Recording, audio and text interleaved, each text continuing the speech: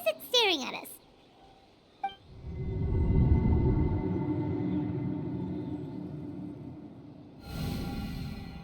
Traveler!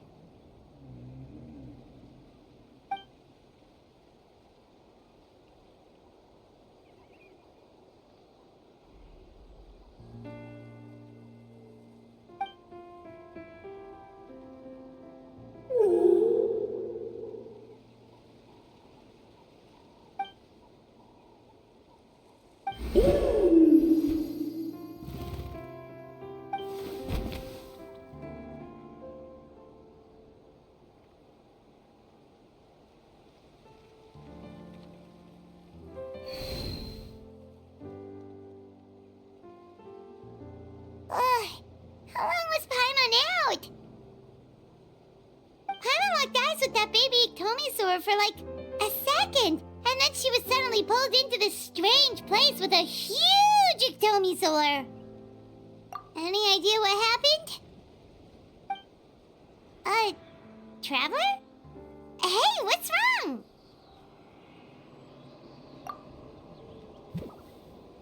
Look, it's that baby Iktomisaur! Seems like it wants us to follow it. Paimon's adventurous side says we have to see where this leads.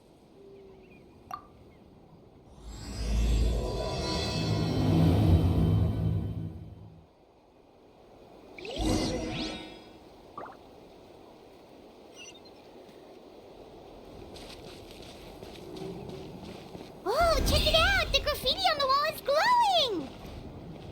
Masters of the Night Wind. And by the looks of it, masters of nightlife, too.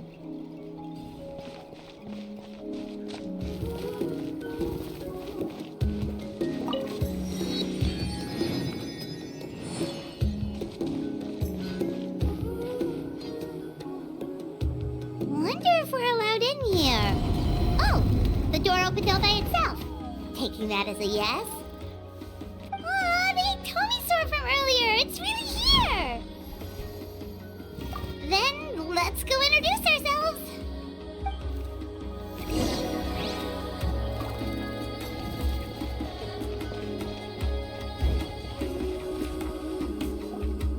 Hello there.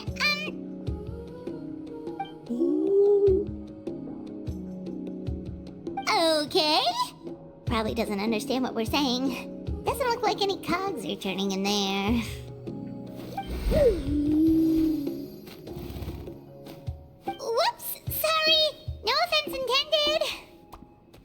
You there! You dare disrespect our elder?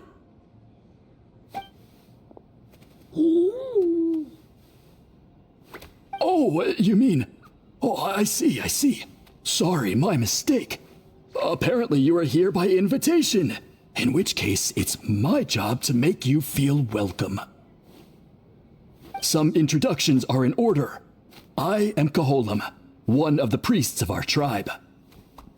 And this is our Iktomisaur elder, the great Tlapokpok-Teats-Tatel, a living totem among the masters of the Night Wind. Whoa, that's quite a tongue twister. In truth, we usually go with Elder Tlapo for short. You're welcome to do the same. Ah, I assume you're referring to our elder's special ability. Elder Tlapo has been alive for many centuries and harbors secrets that even we priests are at a loss to explain, so your reaction is entirely natural. But one thing I can say for sure is that Elder Tlapo has appointed the two of you to an extremely important task. For this reason, I would like to ask you to undergo a test. What sort of task? And what kind of test? If it's all right with you, I'll take you to see our chief. He's in a much better position to answer your questions. Okay, sure. Very well. Then please follow me. You can use this scroll to go directly to the obsidian altar, where the chief is.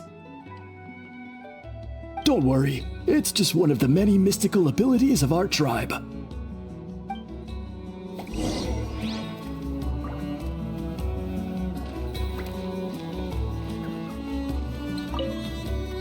You can use this scroll to go directly to the obsidian altar, where the chief is. Don't worry, it's just one of the many mystical abilities of our tribe.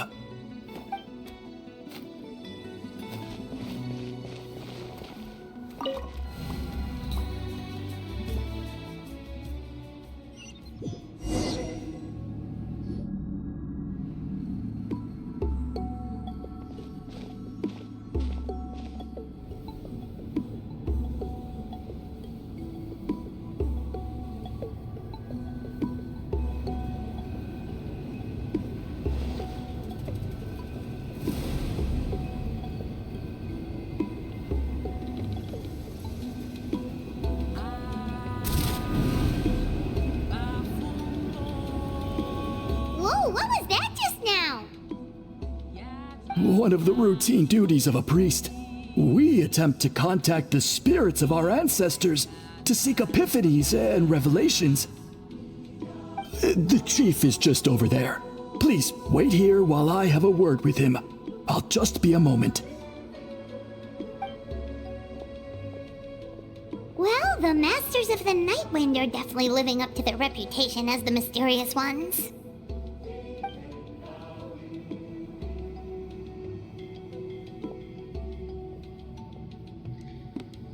All right, I've told the chief why we're here, and now you may speak with him.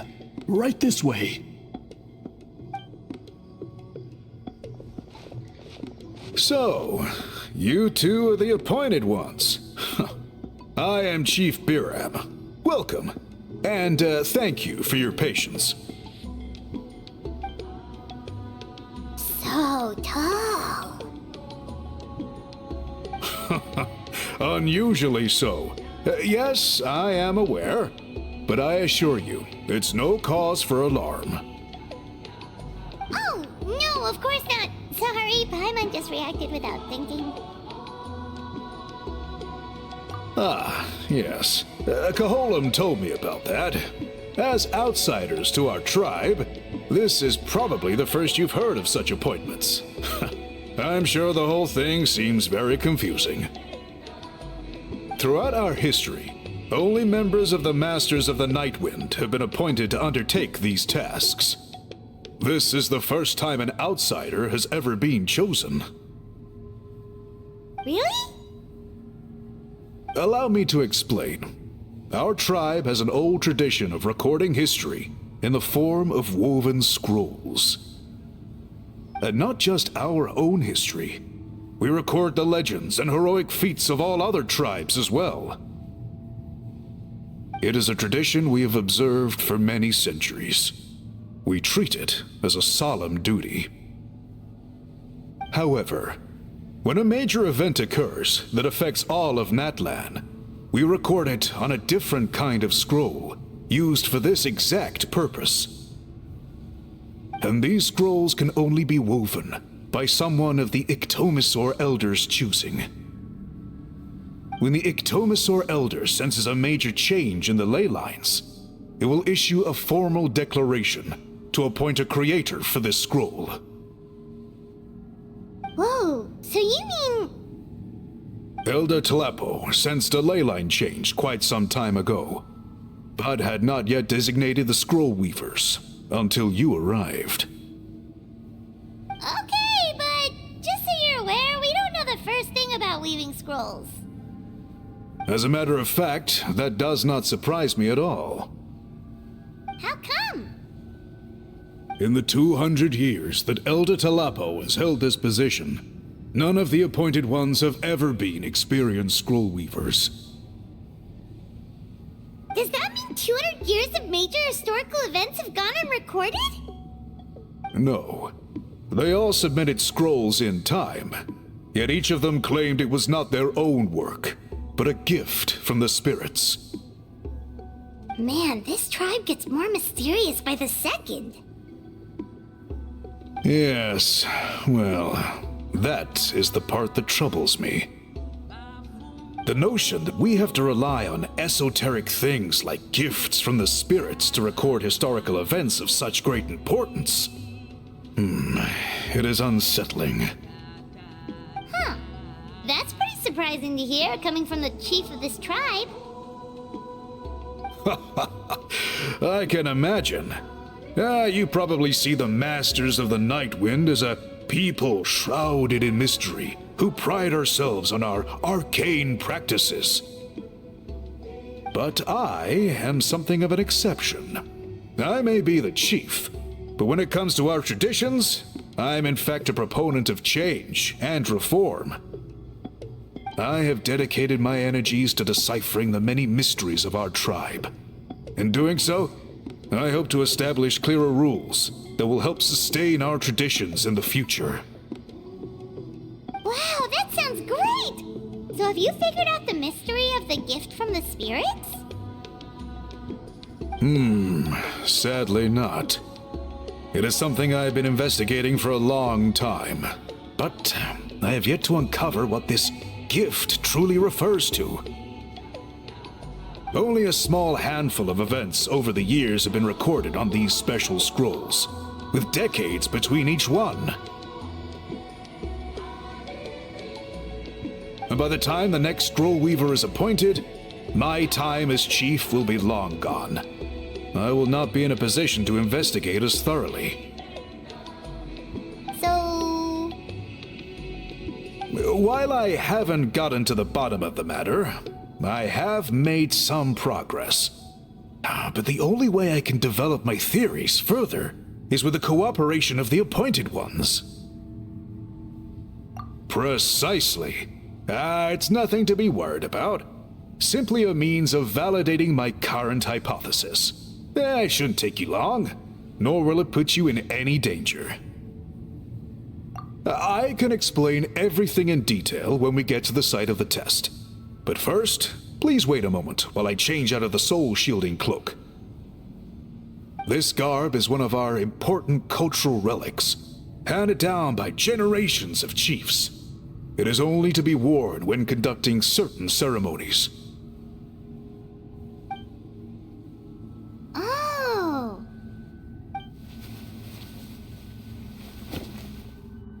Please, follow me.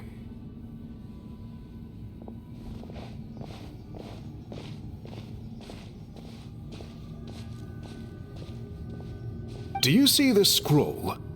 If you touch it, you will enter a hidden space. Today's test is, quite simply, to find a way to escape that space. That's it? I assure you, it's not as easy as it sounds. If you cannot find your own way out, I will of course intervene to bring you back here. But then, we will be no closer to solving this mystery. Good. Simply touch the scroll to begin the test.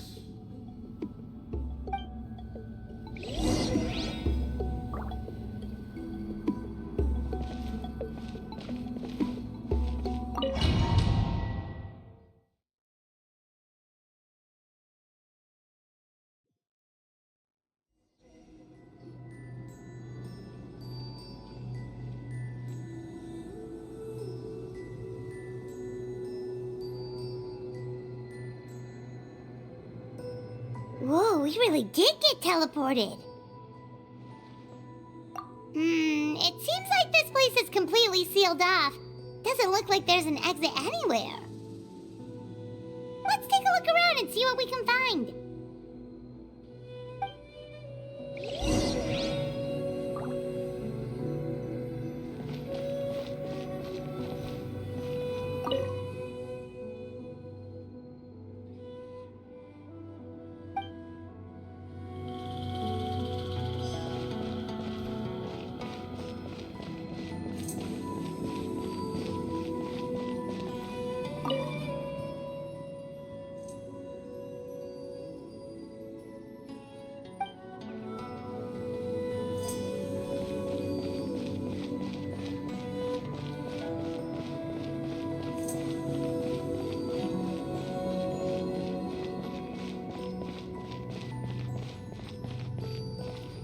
There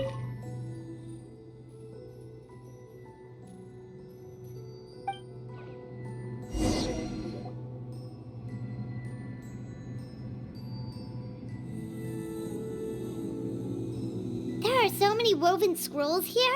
Paimon remembers seeing some of them before in other tribes. They seem to record historical events. This one really stands out from the rest. For starters, it's the biggest of them all. Wonder what story it tells. Yeah, you're right. Over there, something just flashed. Traveler, did you catch that?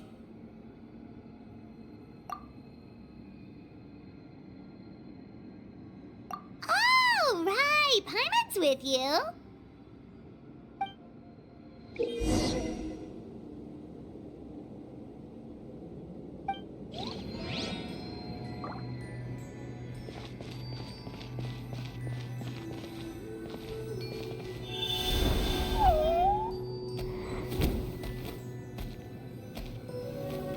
Aha! There is something hiding here! Yep, this looks like our ticket out of this place.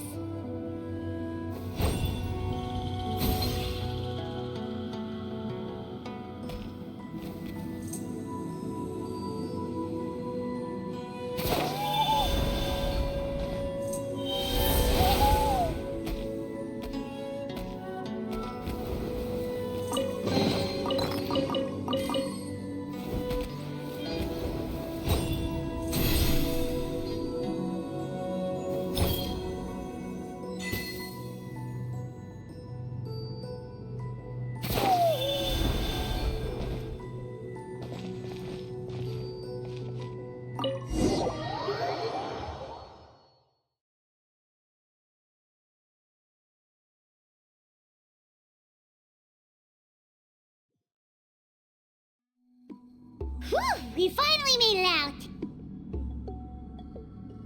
It is just as I thought. You are indeed capable of undertaking this mission. Yes. You saw many distinctive-looking scrolls there, didn't you? Sure did. This specific kind of scroll was left to us by our ancestors.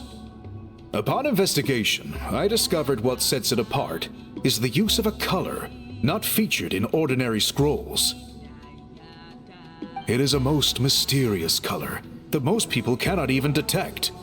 I myself had to employ special techniques to confirm its existence. Yet there are those who are born with a natural ability to perceive it, and that is why I wanted to test you. You mean... That space you just entered was an exhibition room for storing this variety of woven scrolls. Centuries ago, a great shaman by the name of Wuthering put in place a security measure so that anyone who entered the room without permission will become trapped inside. It exists to this day, and although I have not managed to decipher how it works, I have at least found out how to turn it on and off. Once someone is trapped inside, it is all but impossible for them to escape without outside help, unless they share the great shaman's ability to perceive that strange color. Clearly you must have this ability, which leads me to believe that our Ictomisaur Elder can sense this ability in people, and that it appoints a scroll weaver on this basis. Another secret power? Traveler, you are full of mysteries.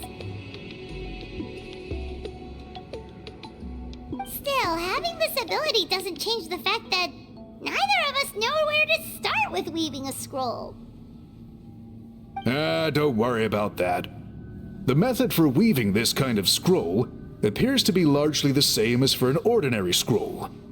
The main difference is in the dye that gives it its unique color. If my suspicions are correct, this dye is the key to weaving the scroll, and your special ability is the key to obtaining it. The dyeing process is also a little different from the norm, but I don't anticipate any major issues there. As long as you two can source the dye itself, I can assist with the application. Cool! We'll follow your lead! Great! Then please use your abilities to source the necessary ingredients. And in the meantime, I will have someone prepare some fabric for test dyeing. We'll make a few sample pieces to test out my hypothesis. And if that goes well, we can begin the scroll in earnest. If you agree to help, you can expect to be handsomely rewarded once this is all over. So, what are your thoughts? Agreed, especially if there's a reward in it. What is the reward, by the way? Is it food? Paimon hopes it's food. Given the stakes involved for our tribe, I was thinking a substantial sum of murah would be appropriate. Surely that would be preferable to just a free meal. Murah works too! Anyway, how do we go about finding these ingredients? Are we supposed to just keep walking around Natlan until we stumble across them? Thankfully not. I've already identified a location where I suspect they may be found. And I've arranged for someone to guide you there. Your guide is waiting just outside. You can set off at your leisure.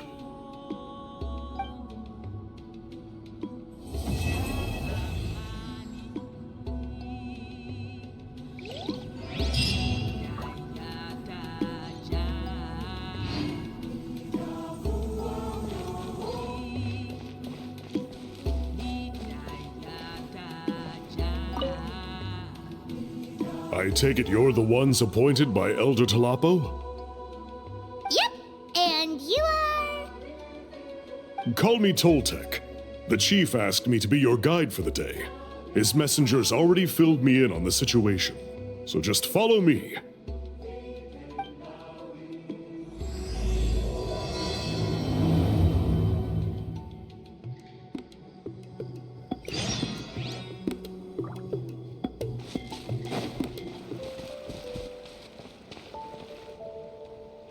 So the dye is somewhere in this cave, huh? This is as far as I can take you.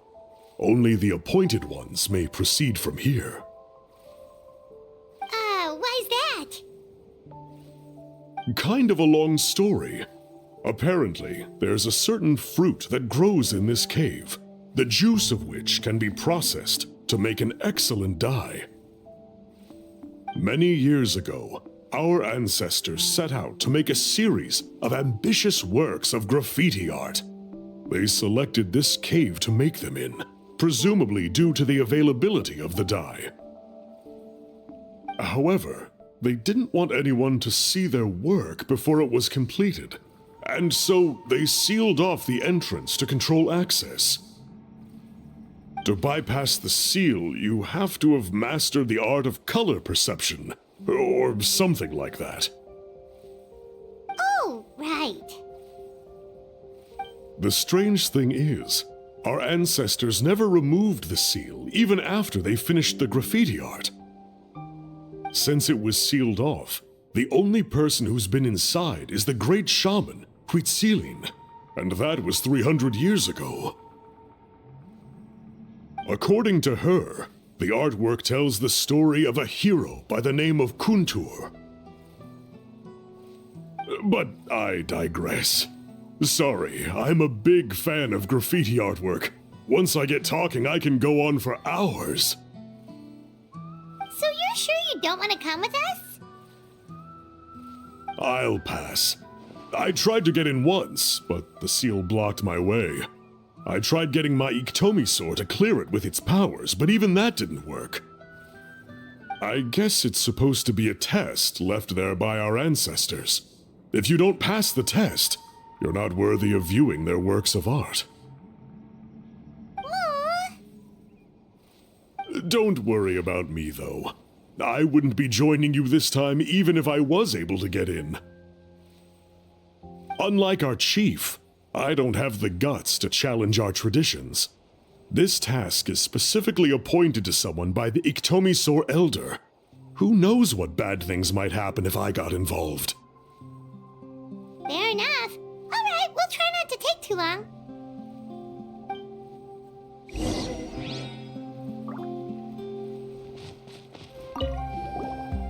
You two head on in. I'll wait right here.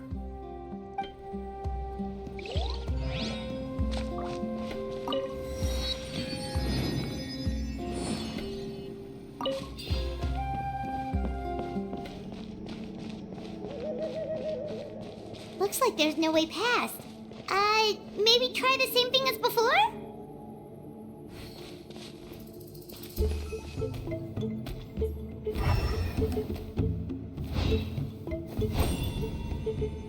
Hey, it worked! Let's head in and take a look.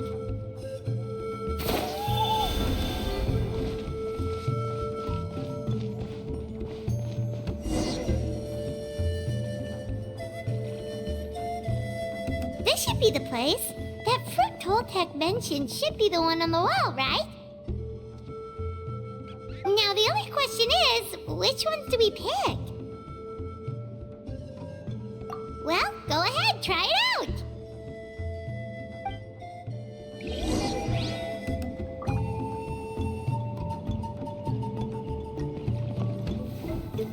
You saw something, right?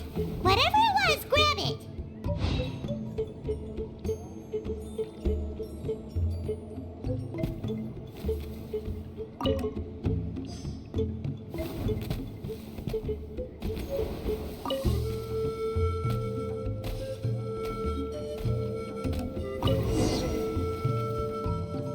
These guys' ancestors made some real works of art here. But based on what we've seen so far, it seems like there should be more to the story. Do you think maybe there's more artwork further inside? Seems kinda strange.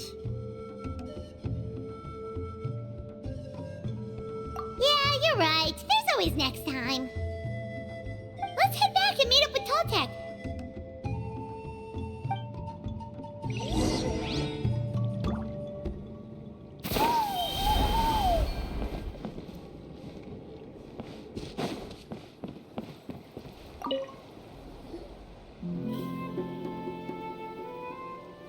We're back, and we found the ingredients for the dye. Sounds like you made it through the seal then. Our Iktomisaur Elder was right about you. It's getting late. Follow me. I'll take us back.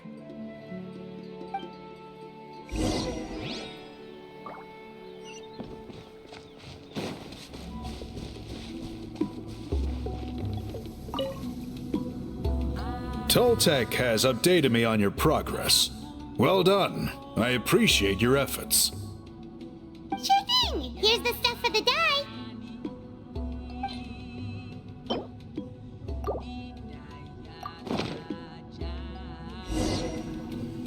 I see.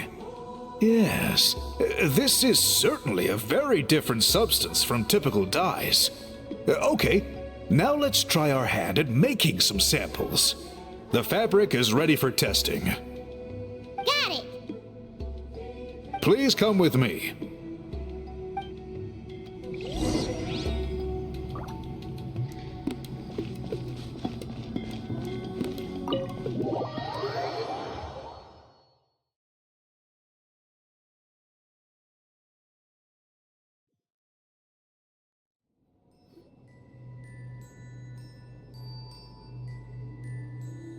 Take a look at this. It's a woven scroll made by one of our ancestors. This is the kind of thing we're trying to make. Ooh. The person depicted is the legendary shaman, Huitzilin. She lived 200 years ago and was once appointed by the Iktomisaur Elder, like yourselves. She was especially skilled in the art of color manipulation, and of course completed her task with flying colors. This scroll is a record of her deeds, and was most likely the work of her own hand. The quality is simply breathtaking, even compared to other scrolls of this variety.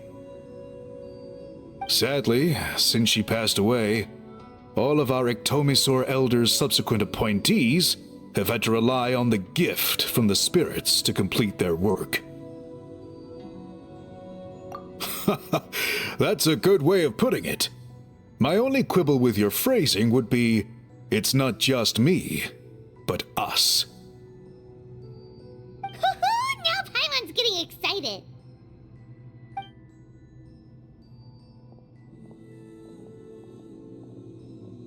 Bring out the samples.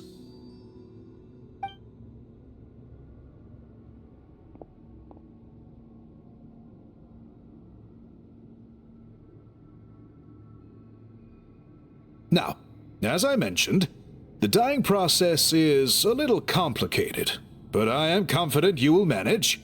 Just make sure to follow my instructions carefully. The pattern has already been sketched out on the sample, so you just need to dye each block with the correct color. But you'll need to wait for the dye to fully soak in between each step to make sure the colors don't run.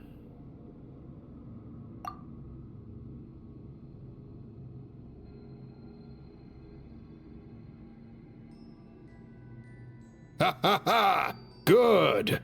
The dye has taken to the fabric, and the pattern is crisp and clear. Next, apply all the remaining dye, and we should see that elusive signature color emerge. Okay, final step.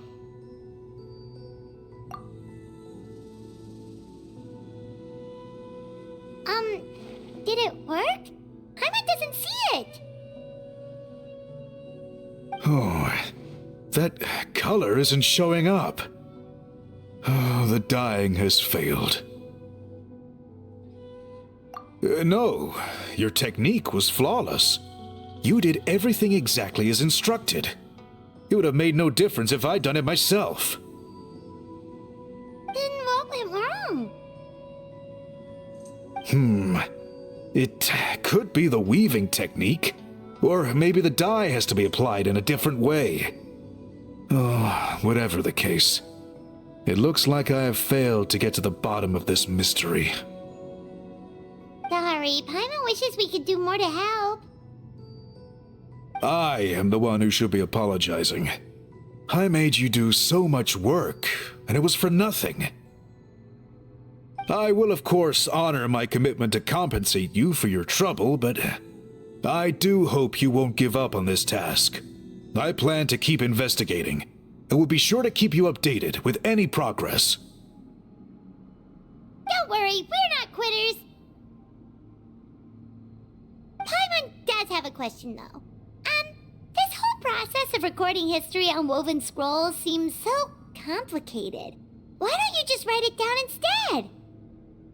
You said yourself you're all about change and reform. Well, this seems like a pretty good place to start, don't you think? Writing things down would be easier for everyone, and your records would be more detailed.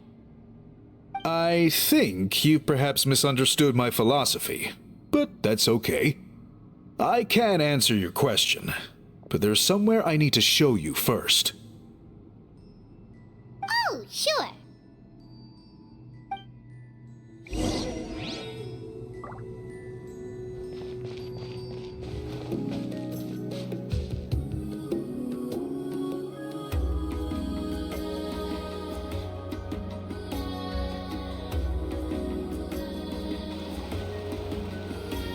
Cool.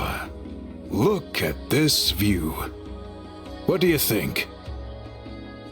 It's gorgeous! Now, try looking a little further. Whoa, that graffiti! In all the years since the founding of our tribe, those colors have been with us every step of the way. It is true that I seek to bring new life to this ancient tribe through change and reform, but I also understand there are certain foundational things that we cannot afford to throw away. The foremost of these is the way we record our history. Oh, that makes sense. Since the very beginnings, our tribe has always sought to bring color to history. And I have a deep sense that this is one part of our heritage that we should not give up. So, whatever it takes, I must find a way for us to continue producing our traditional woven scrolls. You're completely right. Paimon's sorry for what she said earlier. It was out of line. It's quite all right. I'm just grateful you're able to understand where I'm coming from. Then let us hope that when we next meet, we succeed in reviving this tradition.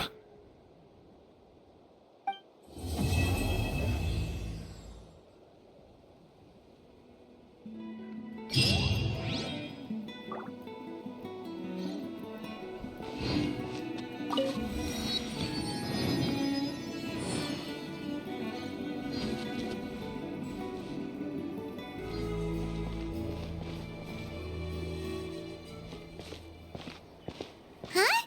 What are the Fatui doing here? That's a little concerning. Let's go over there and see what they're up to. Also, how did they get this close to a tribal settlement? Huh. All the Fatui left in Natlan are probably the captain's subordinates. That basically makes them followers of one of Natlan's heroes. Still, once a Fatus, always a Fatus. Something seems off seeing them here. Let's go check it out.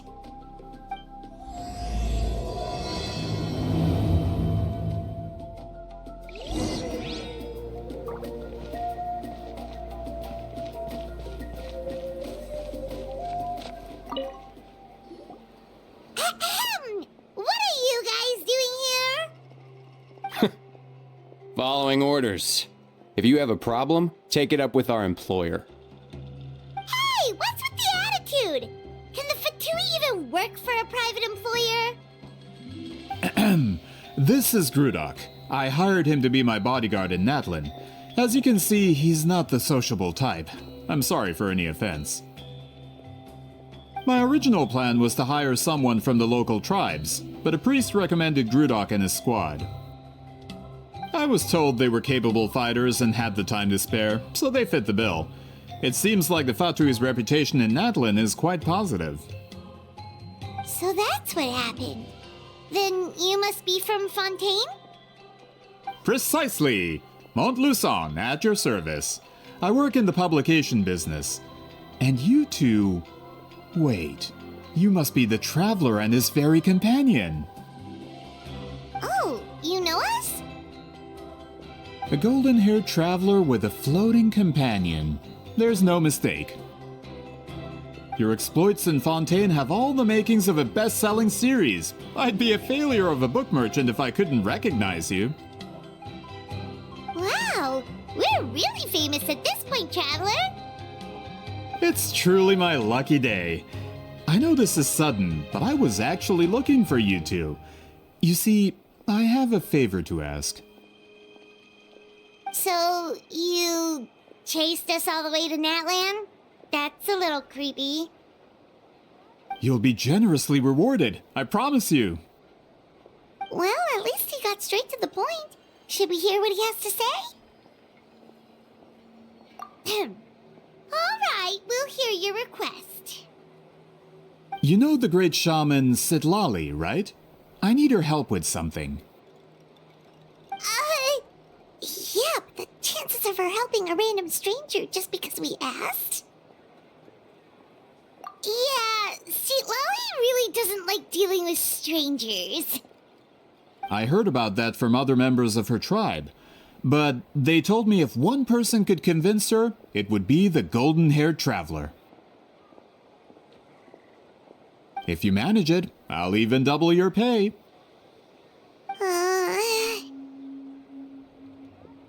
Oh yeah, we should definitely get to the bottom of that first.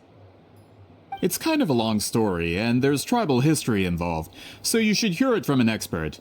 Alie, if you could. Of course. I don't often have an eager audience for this kind of thing. Nice to meet you. The name's Alie. I'm a researcher from the Fontaine Research Institute. Unlike most researchers, I have a keen interest in ancient ruins. That's why I was invited to join Monsieur Montluçon's team. Have you heard of the legend of the great shaman Citlali?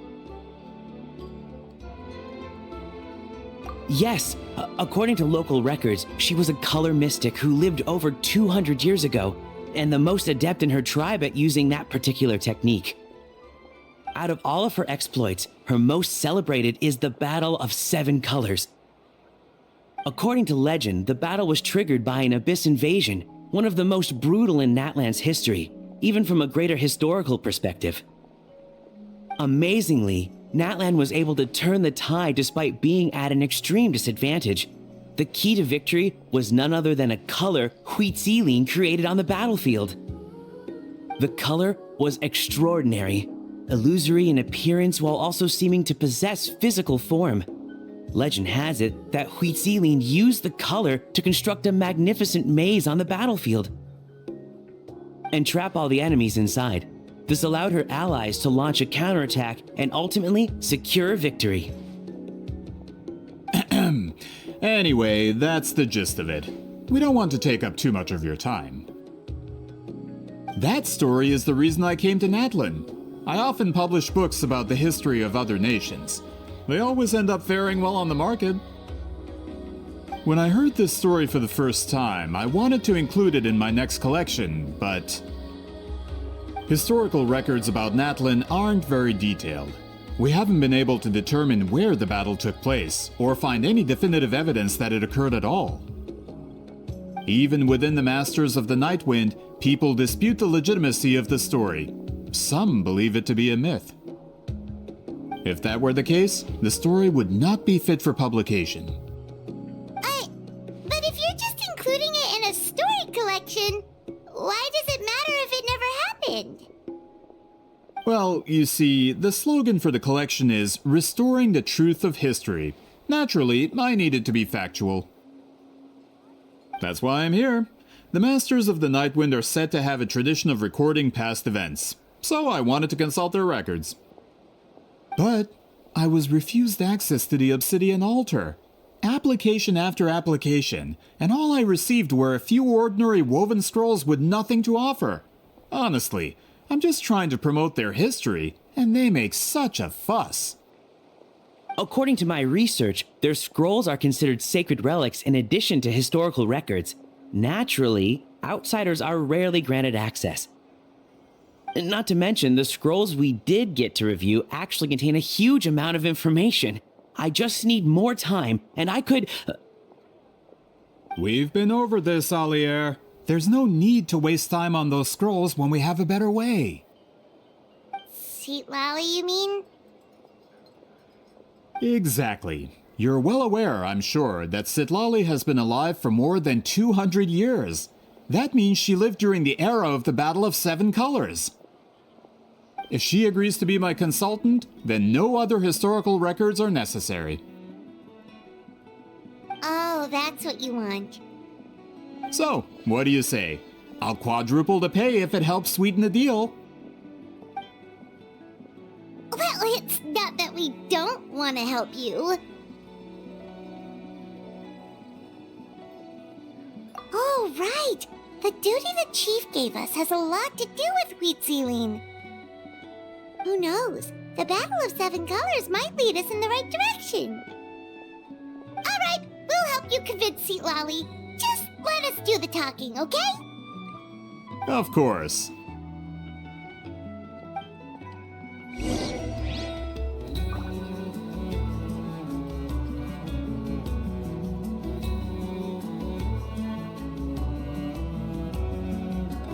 Don't worry, I'm sure they'll show up soon.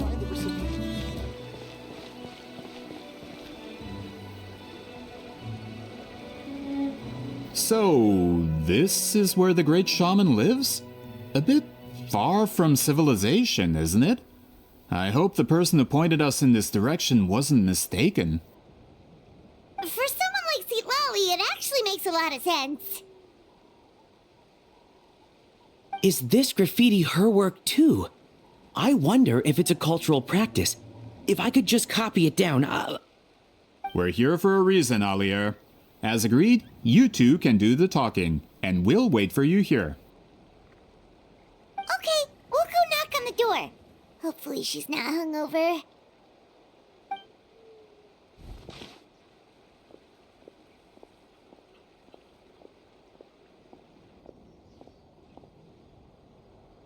Citlali? Are you there? We need your help with something! Oh, no response. Maybe she's not home. Oh, Granny Citlali? Are you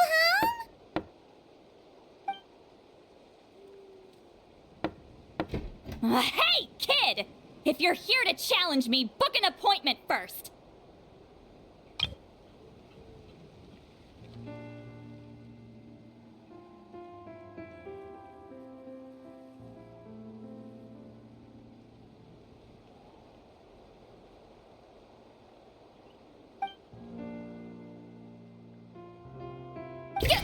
Traveler!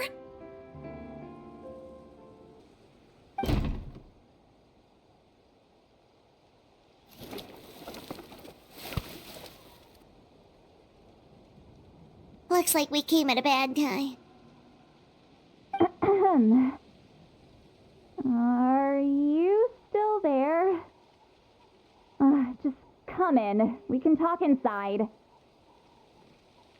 Well, at least we didn't get turned away.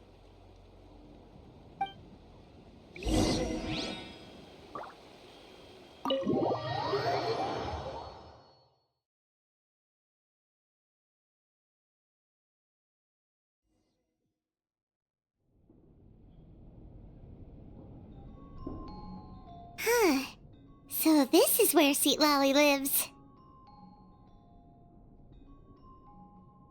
I didn't have time to fully clean up the place. Complain if you want. Menial housework means nothing to a great shaman like myself. Besides, in light novels, people who keep everything neat and tidy are always too boring to be the protagonists. Also, I'm not a hermit. I'm just above superficial rules of societal etiquette.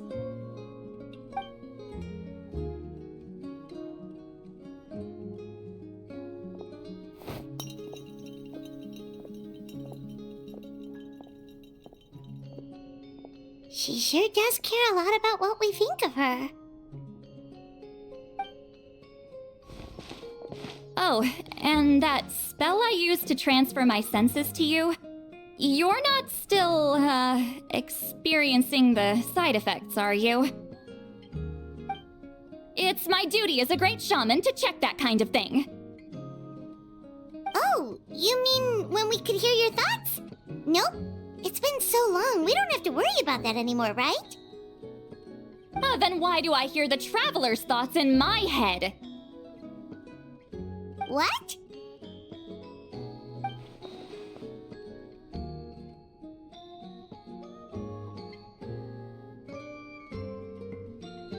I can still hear you, you know.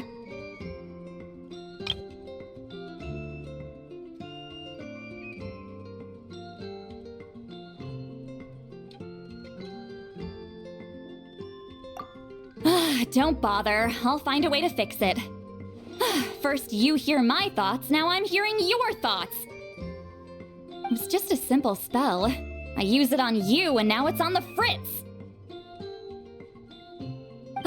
Forget it. Just tell me why you're here. Well, someone asked us to ask you to be their consultant. They have questions about the history of Natlan. So they asked the hero of Natlan to put in a good word?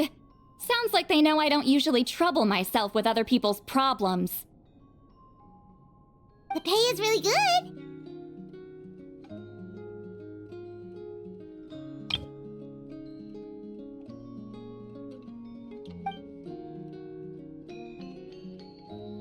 Doesn't matter, I'm busy. She sure doesn't look busy. Paimon knew this wouldn't get us anywhere. From you?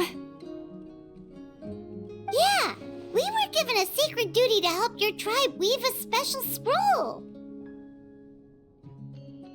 Huh? So, you're the appointed ones this time? We were surprised too. After all, we have no idea how to weave a scroll like that. But with Chef Biram's help, we were able to make some progress. We still haven't succeeded, but we learned that the key to weaving the scroll is a special kind of color.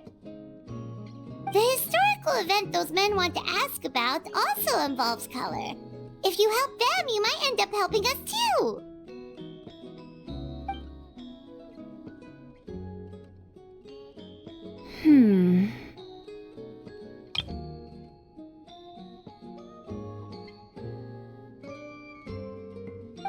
She's giving us that face again.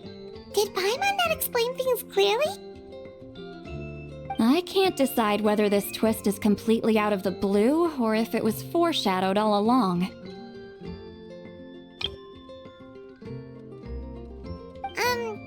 Does that mean you won't help us?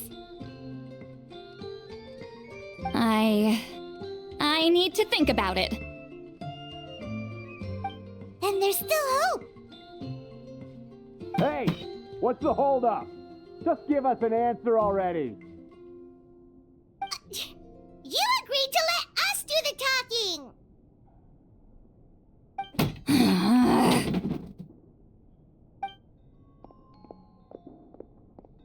Citlali?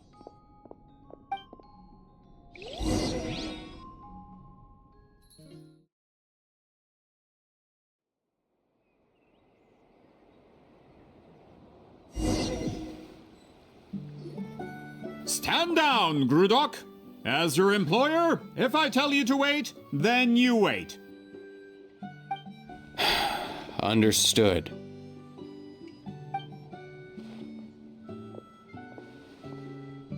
You're the great shaman who's been alive for centuries?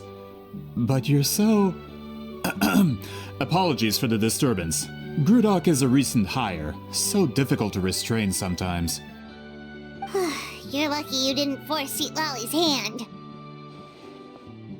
Well, since you're here, how about a discussion?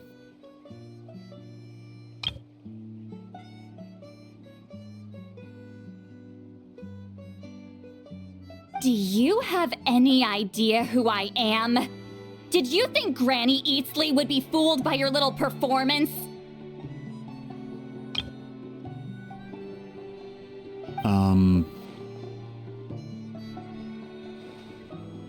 I have no intention of speaking to you. Your recent hire interrupted me right as I was about to make an important decision.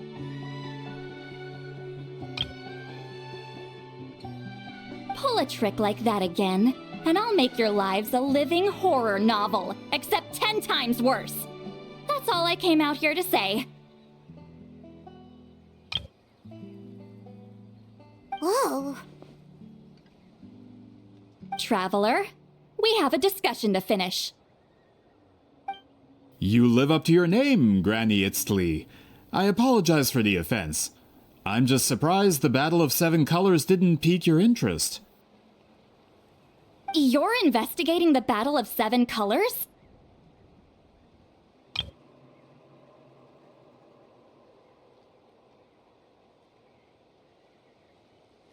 Ah, the Traveler didn't get to that part? Yes, I thought the Traveler could help me convince you.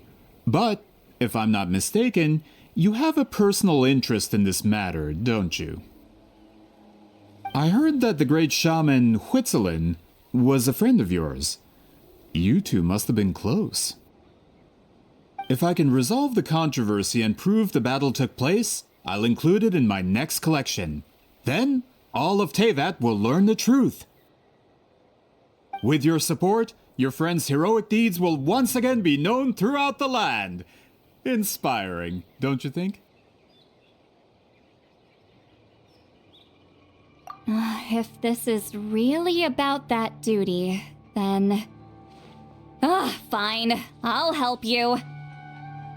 I'm honored. Save it!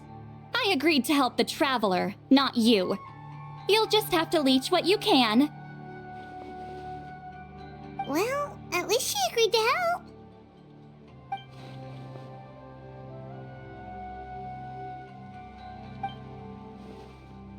Who are you calling heartless? Not a problem. I always planned to work with the Traveler. So, did you directly experience any events of the battle? Do you have any idea where it took place? Can you think of any relics we could use to prove it? Talk at me, why don't you?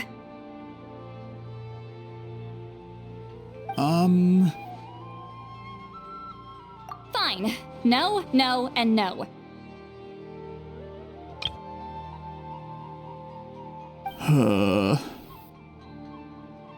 I did live during the same era as her, but that doesn't mean we experienced the same events. I've lived a long time, but I'm not a walking encyclopedia. You decide the angle of your investigation, and I'll provide answers if I'm familiar with the subject. Alright. Even if you didn't witness the battle yourself, you still lived through that era. Your insights are very valuable. Alier, you had an idea about where to start, yes? Oh, well, my plan was to consult the members of the tribe in charge of recording history. Then, let's start there. Traveler, what do you say to officially working together? After all, it appears I can only get Miss Citlali's help through you.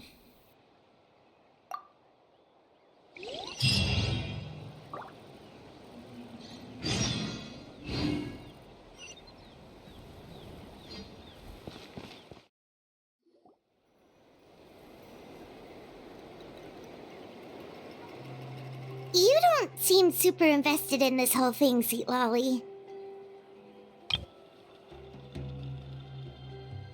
The Battle of Seven Colors is something I've only ever heard about. I know as much as anyone else in my tribe. But how? Weren't you alive when it happened? I wasn't there when it took place, and she never told me about it. That's how. But Molo-san said the two of you were close friends.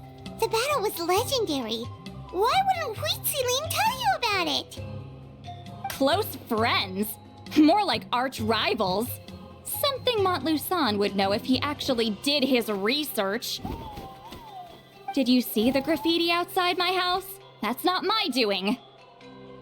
All students from Huitziling's School of Shamanism must pass an extremely difficult trial before graduation, defeating me in battle. Those graffiti drawings are how they challenge me.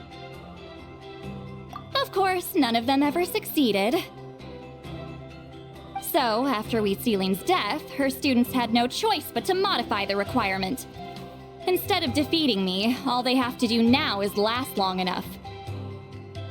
As my rival, Huitziling only had one achievement that surpassed my own, and that was the Battle of Seven Colors.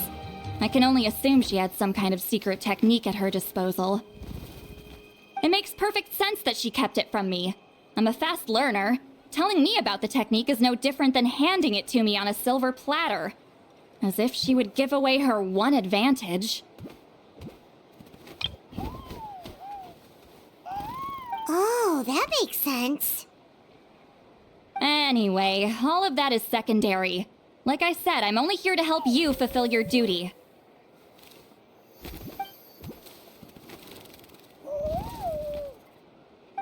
Don't misunderstand. This duty is important for my tribe, too. A great shaman should do her part to see it done.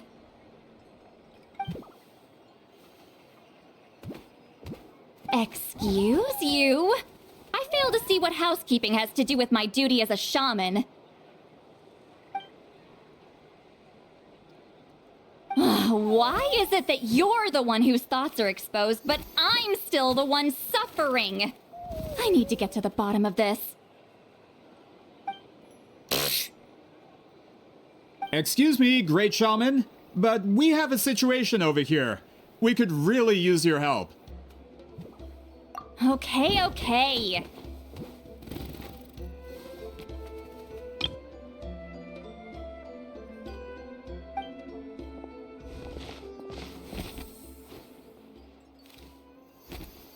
Of course the Battle of Seven Colors happened. The woven scroll proves it. Citlali used a mysterious color to construct a maze and trap the enemies inside. That's just your interpretation.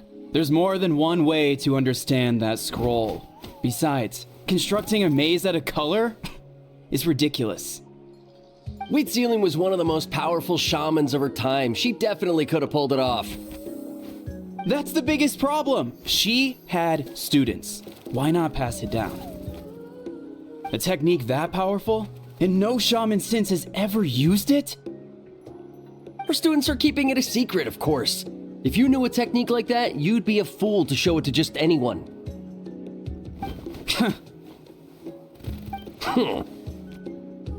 Oh, I didn't mean to cause an argument. I just wanted to ask, is there anything we can use to prove the battle took place? Of course it took place. Why would you need to prove it? You'll have to excuse him. Some people in our tribe insist on clinging to outdated views of history. I'd give up now if I were you. It only gets more ridiculous from here. Please don't fight. Wow, so the battle really is controversial. Am I the outdated one? Kids these days can't find anything better to argue about? These arguments are precisely why I hesitate to include this story in my collection. Neither side was able to offer anything useful. What should we do? Citlali was a passionate teacher. We were opposites in that sense. The technique she used in the battle must have been her masterpiece. There's every reason to pass it on. Still, if the technique is powerful enough to single-handedly stop an invasion, it also makes sense that her disciples would keep it a secret. We should check with the students from her school. If we can confirm the technique exists, we can deduce certain things about the battle. But as far as I know, most of the shamans from her school occupy high positions in the tribe. Not the type of people outsiders like us can speak to on a whim. Right. The obsidian altar is off limits to you. But, if I go...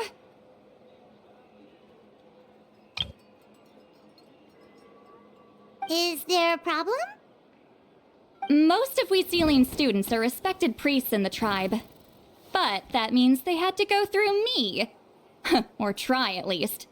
I, of course, humiliated them from a young age. Those who hold the position now are the ones who lasted long enough before I wiped the floor with them. If I show up without warning, they'll run for dear life. That's not gonna get us any answers. Yeah, Paimon can see it now.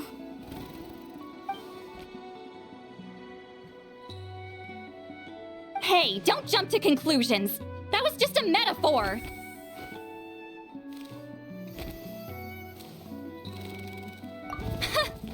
Only you have the guts to joke like that with me, traveler. Fine, I said I'd help, so I'll help. But don't blame me if it goes wrong.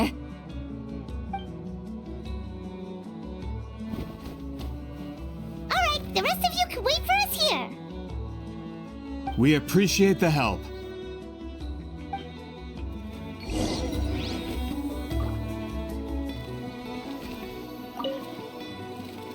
Natlan's history is full of intriguing mysteries. It's too bad I can't talk to those priests myself.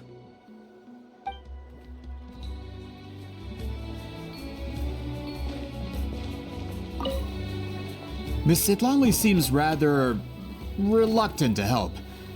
Maybe you could talk to her a bit more. I'll reward you for the trouble.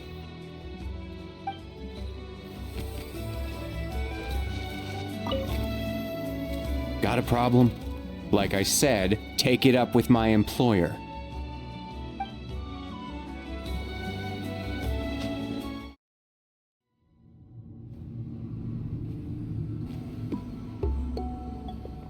Oh, are you in the middle of a ceremony? Granny Citlali?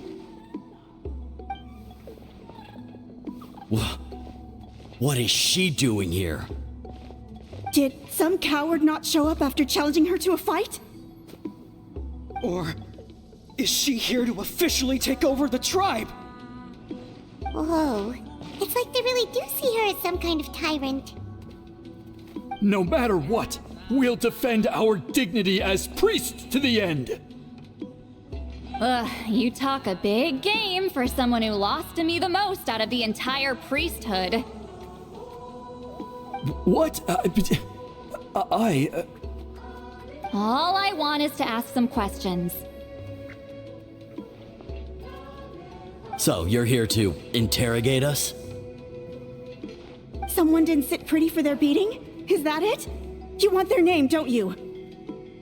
We should just run! Yeah, with the hero of Natlan here, Granny Citlali will be on her best behavior.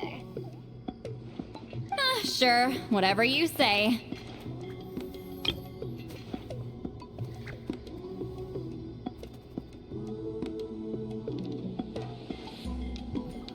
Oh, it's the Traveler and his companion.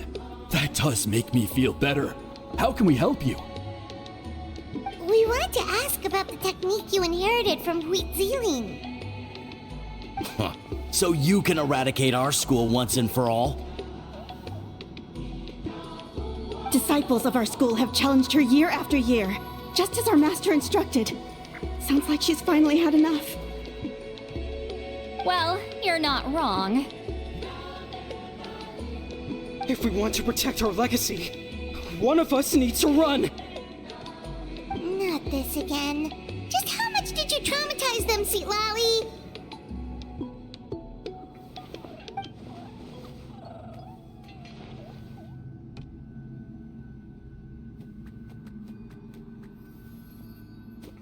Hey! You can't just say whatever you want just because it's in your head!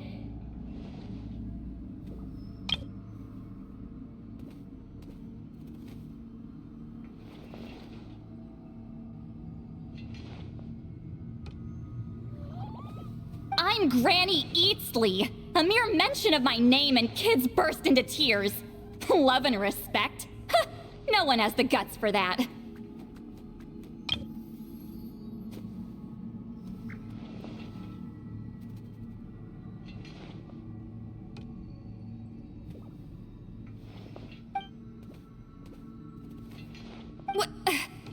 You know what? Forget about your duty. We really need to fix this mind-reading situation.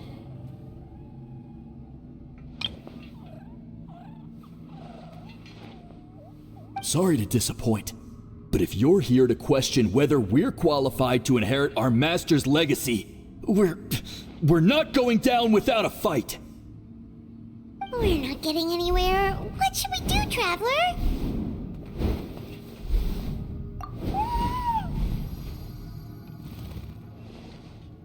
Huh?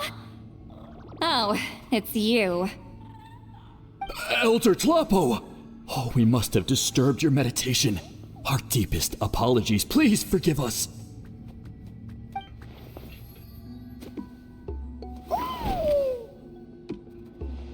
Did Elder Tlapo just issue a declaration? From what I can tell, in a single word, the message was... friend? Is Elder Tlapo telling us to treat Granny Citlali as a friend? That's not possible, is it? Oh, you forget yourselves, my friends. You are esteemed priests of our tribe. Where are your manners? But Chief! I didn't expect to see you here, great shaman. My sincere apologies for the lack of hospitality. Well, I wasn't exactly planning to come to this crowded place. So you can save the pleasantries, Chief. I'd rather get this over with. Understood. Now, as successors of Huitziling, I understand your friction with Granny Citlali. However, Elder Tlapo's declarations have always showed us the correct path. You would do well to respect his counsel. So, Mind your manners and allow Granny Eatsley to ask her questions. Good thing Elder Tlapo and Chief Biram are on our side.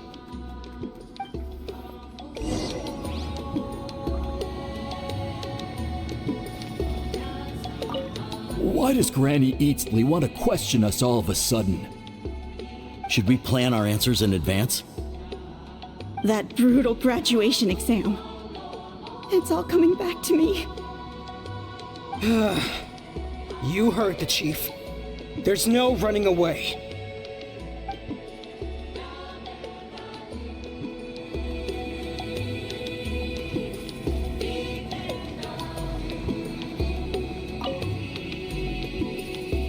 Hi there, Elder Tlapo!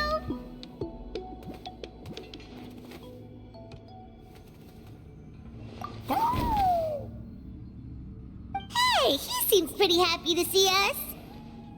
He's the one who put you in charge of the scroll, right? Yeah, Elder Tlapo appointed us to the task. Elder Tlapo, huh? He's still Claw to me.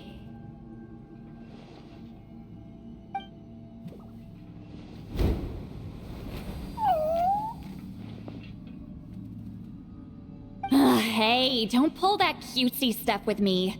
You're an Iktomisaur Elder now. You occupy an eminent and important position within the tribe. So, you already know each other? Claw was only this big when we first met. He was Witzeline's Saurian companion back then. She kept dragging him to my place, so over time, we got to know each other. She only came to my place to fight me. But at the same time, she always claimed to be my friend. She was the only one who dared to try, at least. Well, you've lived a long time. You've probably made a bunch of friends over the years, right? The more time you have, the more friends you lose. Oh, Anyway, let's get back to business. I hate talking about the past.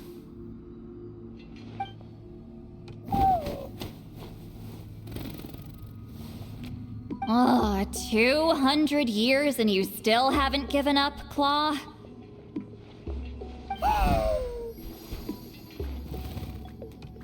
I still haven't made up my mind, so you should head back. Traveler, Paimon, let's go.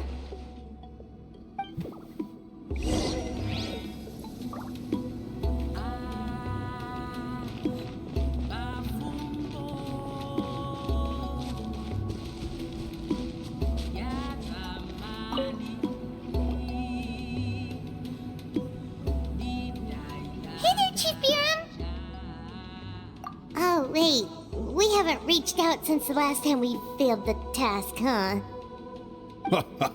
I'm just grateful you haven't forgotten that duty. Actually, we have good news! We found another clue! I'm all ears. It's the Battle of Seven Colors. Huitziline's claim to fame? That sounds promising. But the battle took place hundreds of years ago. An investigation is bound to be difficult. True, but Granny Eatsley promised to help.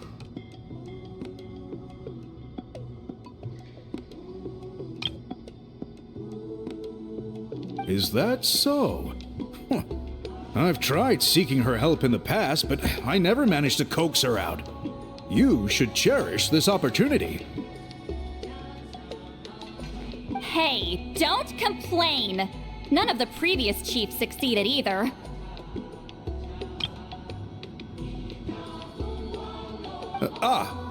Forgive me. That wasn't my intention. It was a comment on my own failings. Paimon said you've been trying to figure out how to weave the special scroll. It is my duty, great shaman. Why bother? The scrolls always end up completed on time.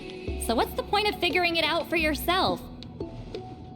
If I may, this task concerns the history of Natlan as a whole. And in many ways, history is the memory of a people. Memory is sacred to our tribe.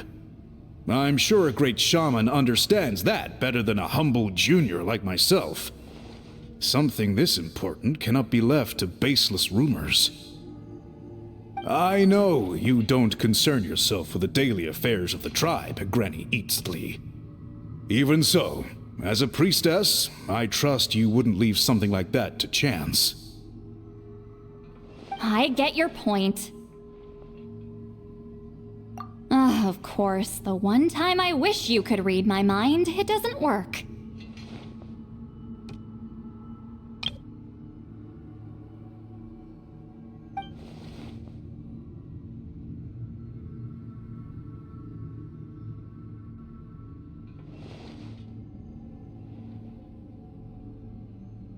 No, that's not it!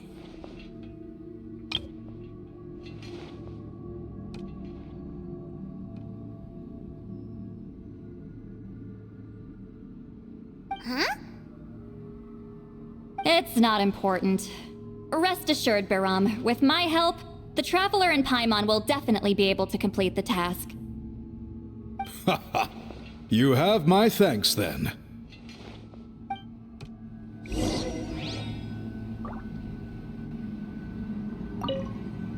If you run into any more problems, I'm always willing to help.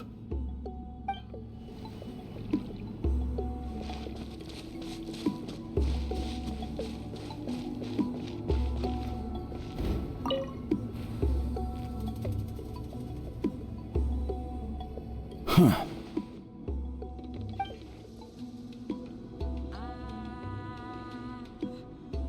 So are you here to test whether we're qualified to inherit Master Wheatselian's legacy? You've already been tested, haven't you?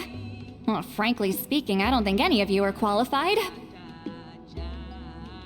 But that's not why I'm here. All you need to do is be good and answer my questions. Fine.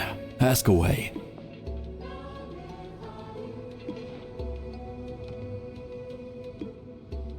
You've heard of the Battle of Seven Colors, right? Of course. It's our master's claim to fame. An immortal legend inscribed in the very history of our tribe. Then I'm sure you know there are those who question whether it actually occurred.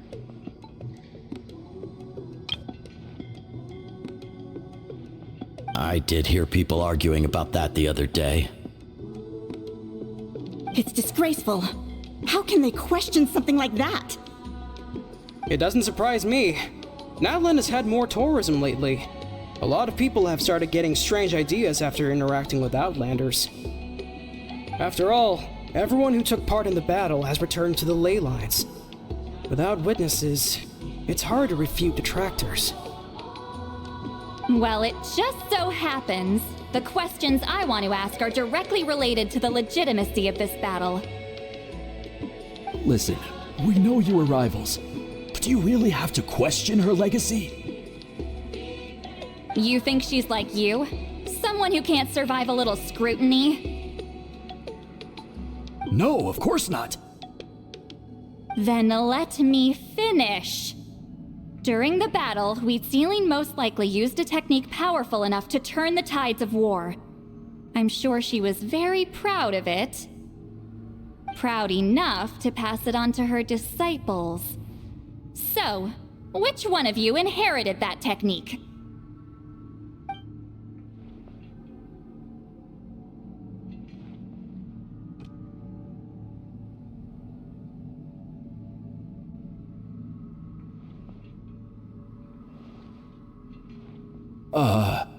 I don't think any of us have heard of it. Listen, I'm not trying to take it for myself, so be honest. With or without it, I can wipe the floor with any of you. Yeah, no objections there. But I'm telling the truth. None of us have ever heard of that technique. What's wrong with her? Why would she let it go extinct? Master's body of work is massive. No one student could hope to learn all her techniques. Mastering just a few already takes a lot of effort. Master had no choice but to recruit many students, split up what she knew into different portions, and pass it down through various individuals. So even though we see ourselves as representatives of Wheatzilian's school of shamanism, what we know isn't the sum of her legacy. Actually, I know of a shaman family that inherited some of Master's techniques. The family fell on hard times and lost the right to the priesthood. Still could be worth a shot. But if they inherited Wheatzilian's secret technique, shouldn't the family be thriving? Well, it's the only thing I can think of. All right. Give me their address. I'll mark it out on your map. To be honest, I'm not optimistic about the future of this investigation. That's because the request came from you. You don't know the power of your own words, do you?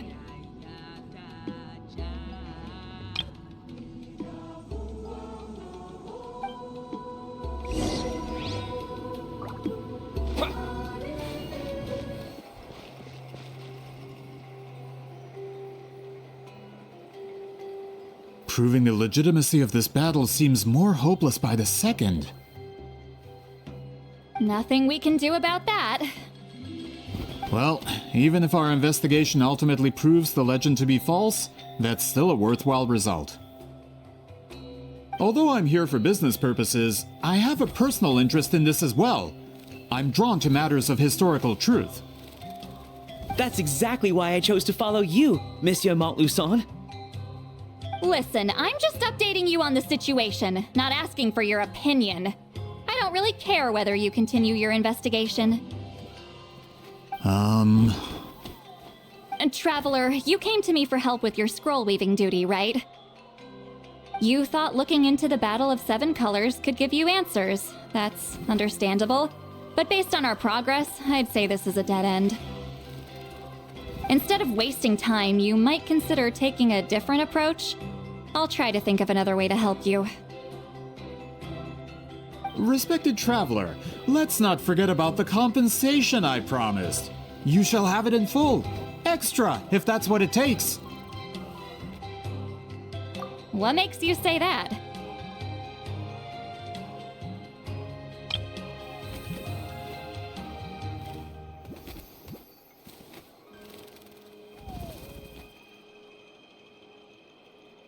Yeah, based on what you've told us so far, it kinda seems like there's unresolved tension between you two. You think so?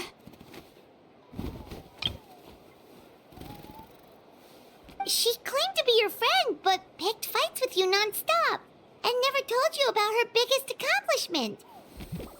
By figuring out the truth behind the battle, maybe we can finally help you get closure.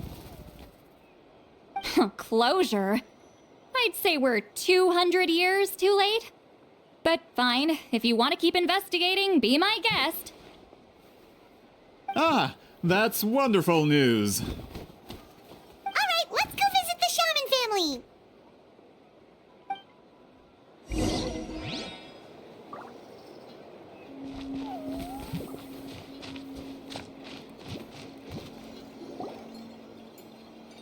Hello, are you Asia Man?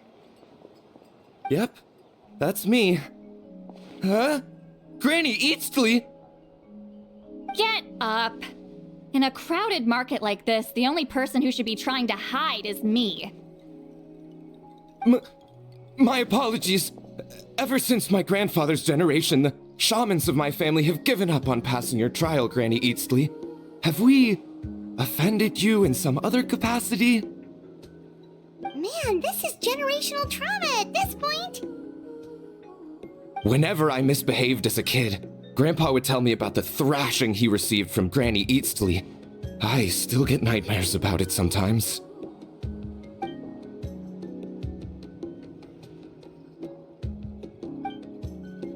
Hey, don't get any funny ideas.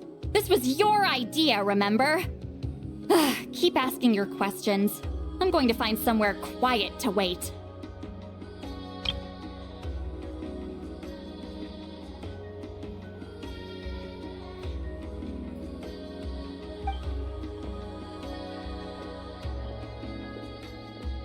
Okay, so your family studied under Citlali, right?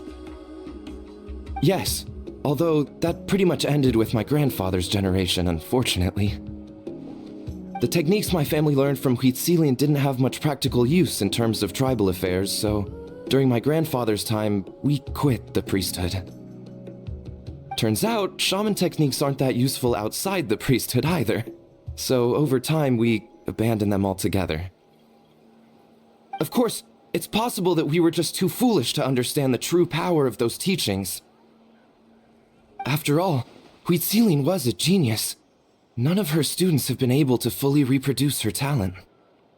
Do you know which techniques were passed on to your family? I'm not sure. As a kid, I remember hearing my grandfather talk about them, but it's not like I can use them myself. Just think about it for a sec.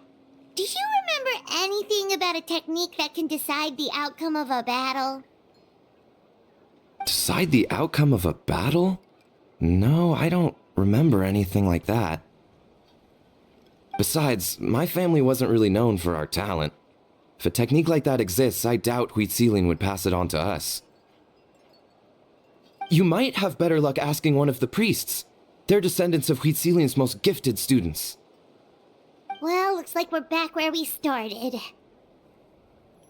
Still no definitive evidence the Battle of Seven Colors took place. Alier, do you think we have enough to draw a conclusion? All we have are non-witness accounts. We could put together an interview, but that's not going to hold up in academic circles. Then we have to keep going. Oh, you're investigating the Battle of Seven Colors? Yeah, you know about it? Not a lot, but there's something special about my family. In addition to shaman techniques, Citlali's stories were passed down to us as well. Say what you want about my ancestors' dedication to shamanism, but they definitely paid attention to those stories. And of course, the Battle of Seven Colors is the most exciting story of them all. We don't need another story. We need something concrete. Does no one in your tribe understand that? I'm not sure if this is helpful, but the story passed down in my family is a little different from the one told in the tribe. Really? Well, it's Citlali's personal account of the events, so it's a lot more detailed. For example, in the version I heard, the battle took place in a location known as Chico Mostuk Cave.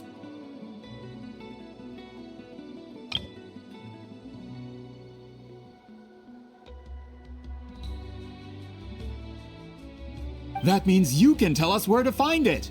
Have you ever been to this place? Unfortunately not. I studied maps of Natlan before we left, Monsieur Montluçon. I don't remember ever seeing such a name. Could your ancestors be mistaken, Mr. Shaman?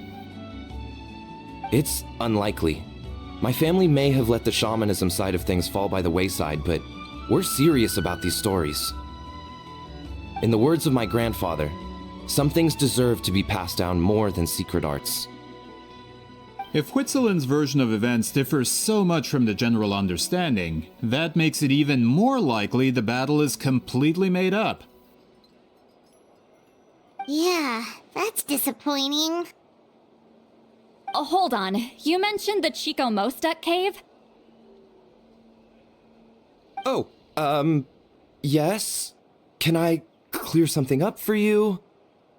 It's been more than 200 years. Huh. I never thought I'd hear that name again. What do you mean?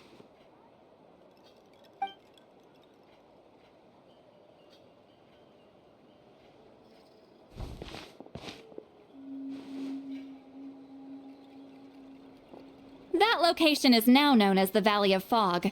The Chico Mostuk cave is what it was called 200 years ago. Precisely when Citlali was alive. That means, Monsieur Montluçon, we can confirm the original site of the battle. Once we get there, the evidence we need should be at our fingertips. Just when we thought all hope was lost. I never doubted you, great shaman. Allow me to present you with a gift as thanks. Ugh, save it. Flattery won't get you anywhere with me.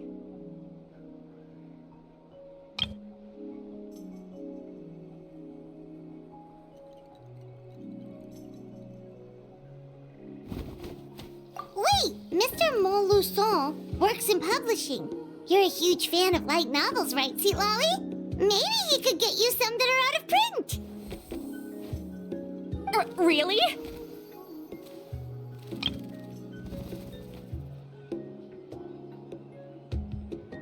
Out of print, huh? Sure. Do you have any in mind?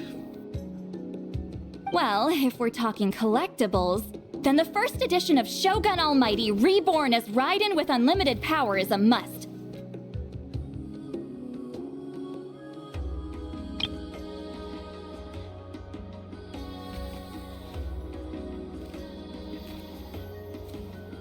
It's the first major hit of the isekai genre.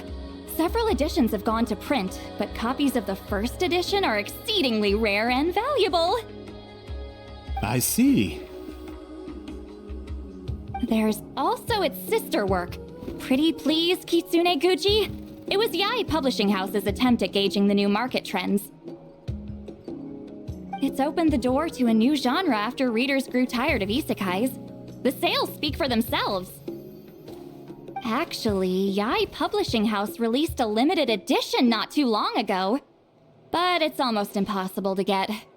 Anyway, I'll take those two.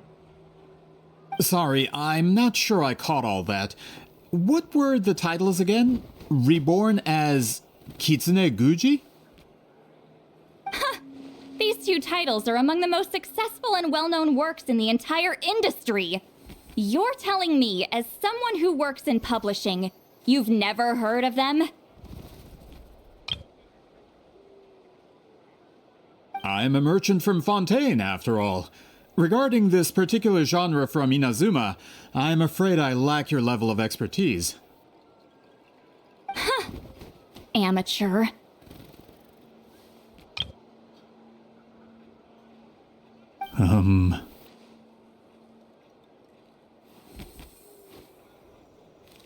Of course! Sounds like a perfect arrangement.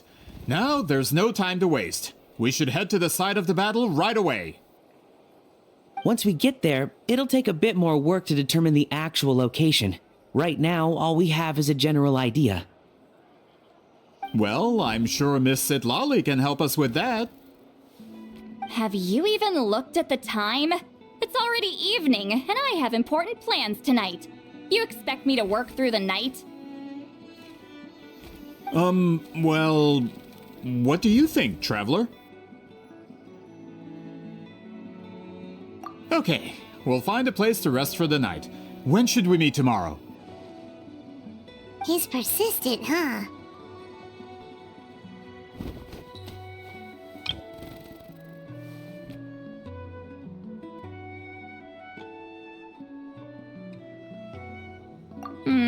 How about noon? Do we have to wait that long? Great shamans have important matters to attend to in the morning.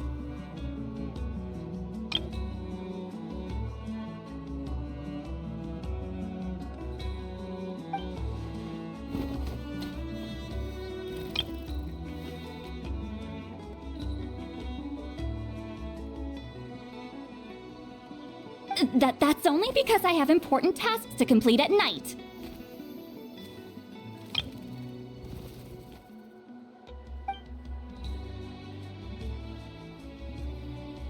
All right, as Miss Citlali instructed. Let's meet back up tomorrow at noon. We'll be waiting at the exit of the tribal settlement.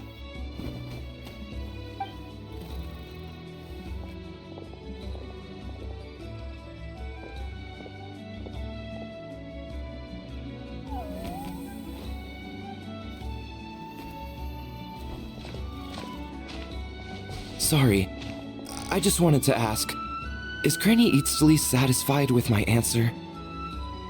Yeah, of course. You really helped us out. Oh, good.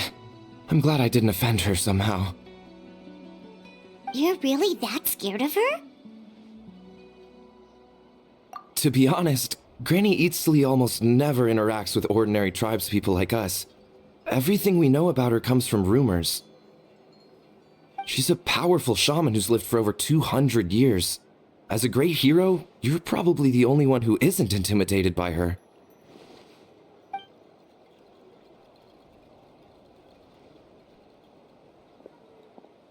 Well, thanks for today, Citlali.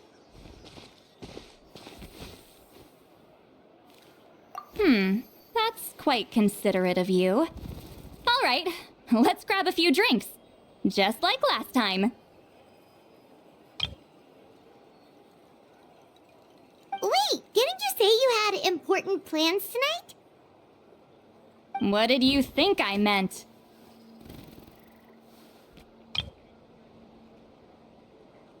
Does that mean you've gone drinking every night for the past 200 years? Now Paimon's worried about your health. No, I've had enough socializing for one day. I know somewhere quiet. We can just buy some drinks and head over.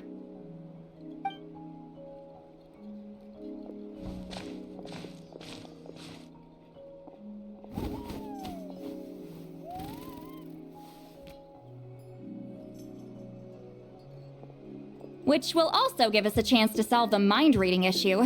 Considering the necessary spell work, I'd rather do it in private.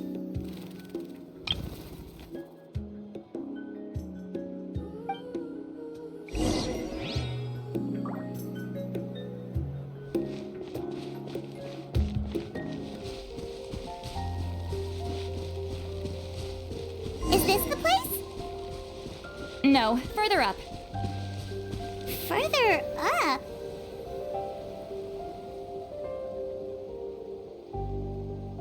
Whoa, this is like a secret base!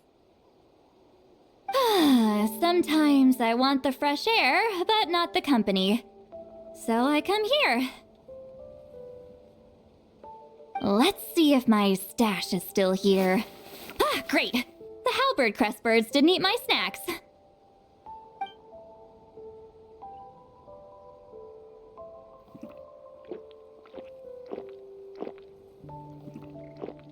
Now for the mind reading issue. Give me your hand. It might take a little longer, actually. I just need to share my senses, make a clean break.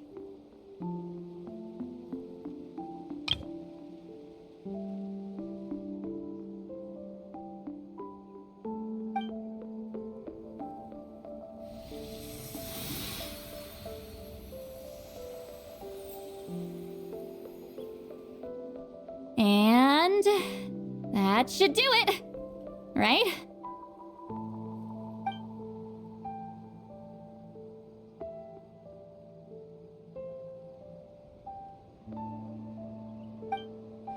You're not wrong. Oh, hold on. Why do I still hear you in my head?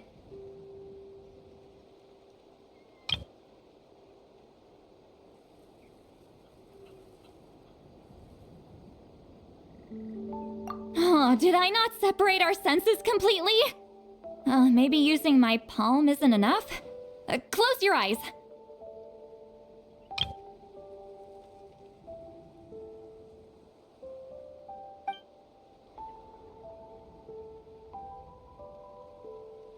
Oh, please work, please work. A great shaman should be able to handle this.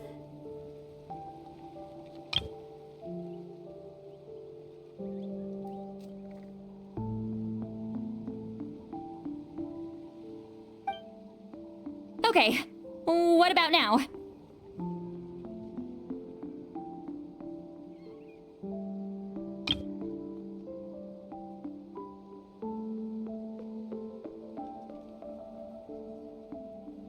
Huh? And now? Huh. Whenever I try to remove the effect, it just flips direction and gets worse.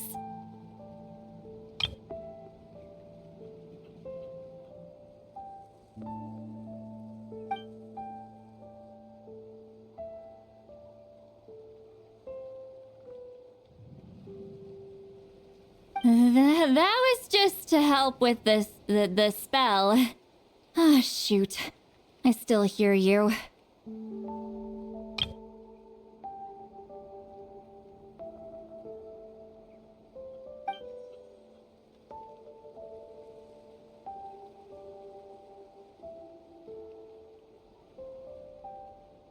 For a human soul, to lose the boundaries of the mind is to drown in the sea of consciousness without a concept of self. Wait,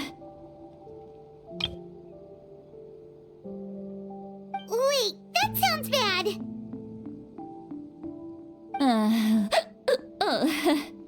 I read that in a light novel. When it comes to the real world, I think it's pretty accurate.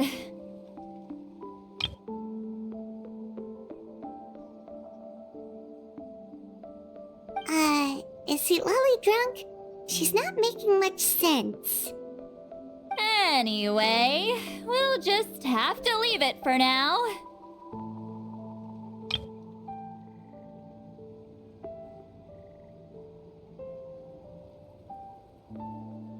Hearing the Traveler's thoughts isn't that bad, right? You should just tease him. That's what Paimon would do. It's just... I'm not good at this. I'm not used to being close to people. Sorry, I said we could be friends, but I guess I'm not ready.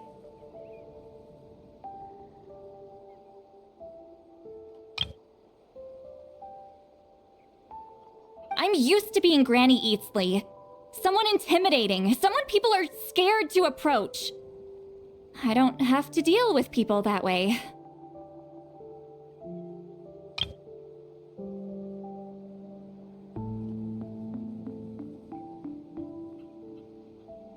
Yeah, Paimon's been wondering, why do you insist on living so far away? You could easily become a leader of your tribe, someone everyone loves and respects. When you live as long as me, a person is like a flower. The color draws you in. You water it to see it bloom.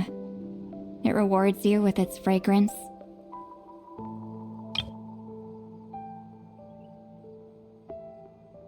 But it doesn't last. With the passing of the seasons, everything withers away. You can try to water it, but it will never bloom again. Even if the same plot of soil is covered in flowers the following year, the one you remember won't be there. That's just how it is. Most of the people in my life will be gone one day, just like a flower.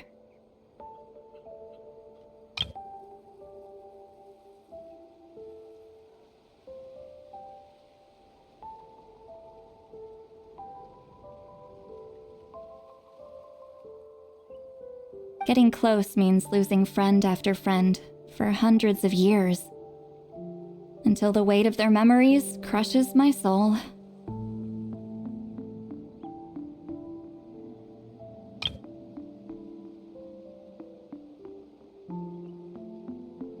If people don't care about me, then I don't have to care about them. It's better if the people in my memories are nothing more than fleeting strangers.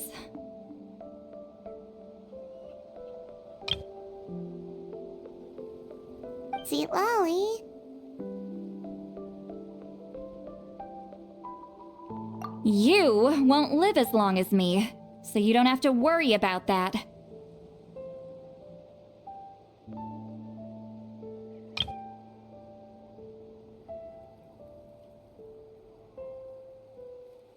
Really? Then you should understand. Nearly everyone you know will be gone one day.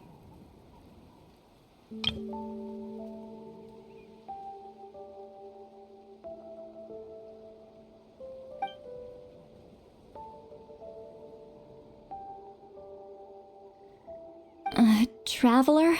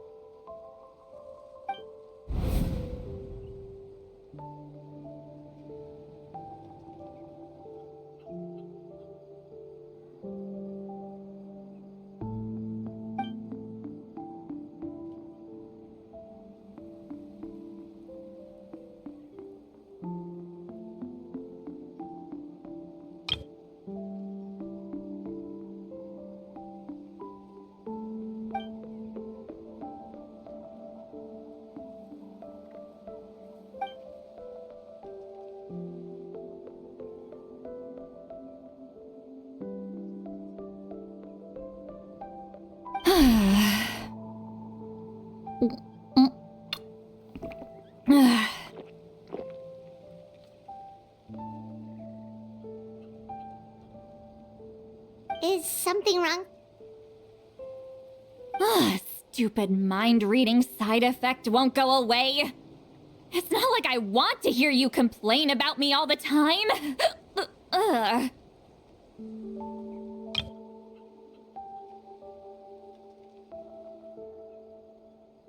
Okay, she's definitely drunk. Citlali, maybe take it easy? At this rate, you might sleep past noon tomorrow. I'm not drunk. I remember everything the traveler said.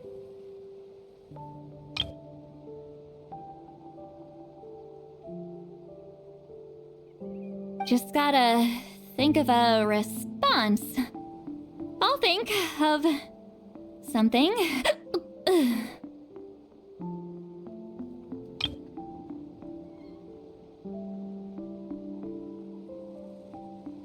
Uh-oh, not this again. Is she asleep? I'm fine. Can get home by myself. Is she talking in her sleep or talking to us? She seems kind of out of it.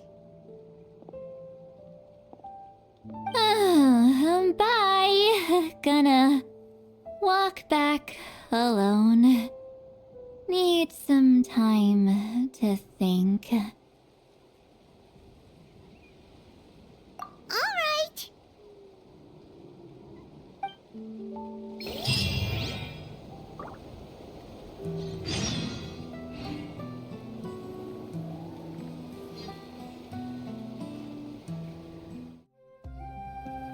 This should be the place we decided to meet yesterday.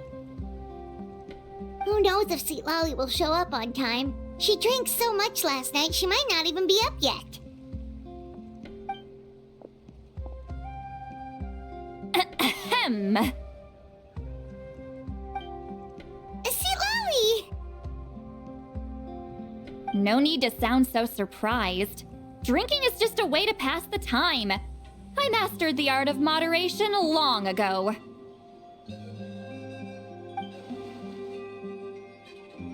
Last night doesn't count. It was a minor slip-up, that's all. Anyway, I gave everything a lot of thought, and I think you're right about something. The Battle of Seven Colors holds the key to a lot of the answers I've been searching for. So that's why you're here so early. Traveler, great shaman. Sorry to keep you waiting. Shall we head out?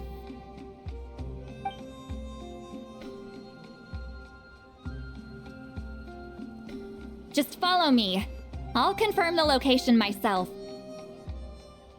Of course.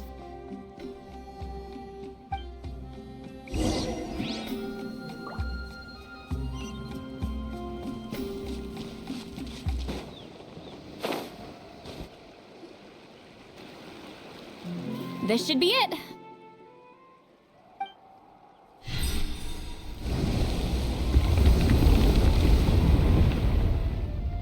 So the battlefield is inside this place. That could explain a lot of our academic questions. Don't lose focus. Once we get to the actual site of the battle, all the evidence needed for publication will be at our fingertips. Everyone ready?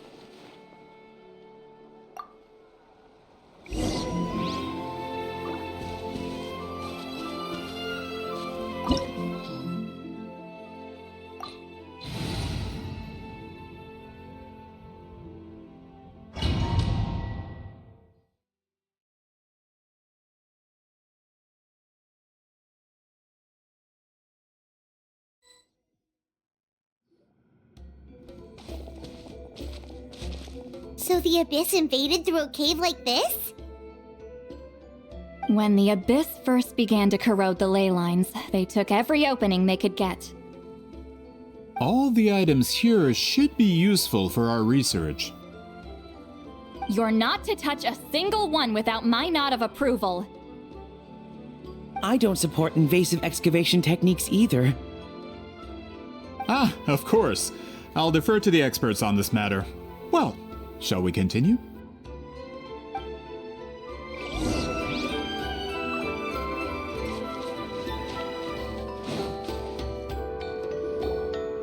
There are weapons here from every tribe in Natlan. The battle must have encompassed the entire nation. Sounds like we're getting closer to what the legend describes.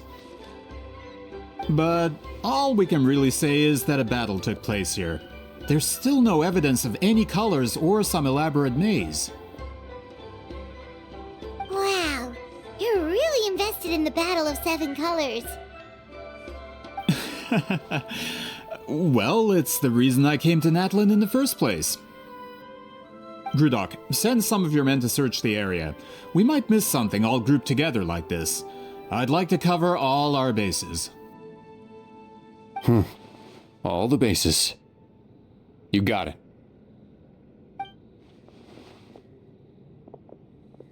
Don't jump to conclusions. Of course this isn't the site of the actual battle. We have to keep going.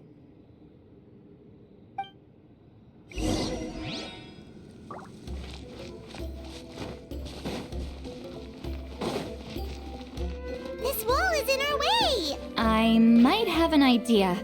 Traveler, try removing that sphere.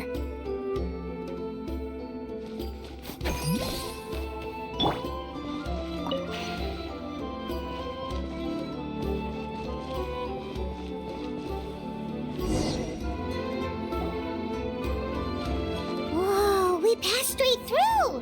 What was that? Some kind of color magic?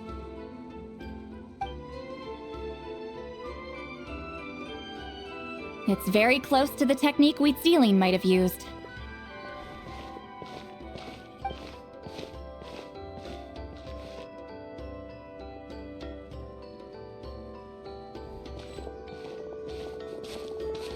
That's it? Doesn't quite compare to the scale described in the legend. Still, what a terrific archaeological find! Enough chit-chat. We should keep going. The deeper we go, the more we'll find.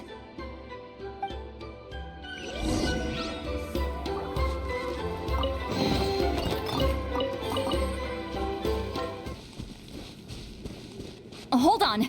If we step here, we might fall through. You mean there are traps in here? Remember how we were able to pass through the wall just now? It must have been because, on our person, we were carrying the same color as the wall. Let's put the sphere down and see what happens.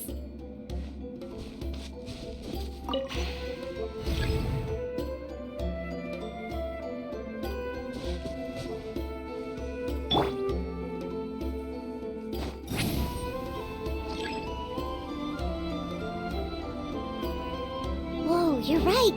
We can keep going now.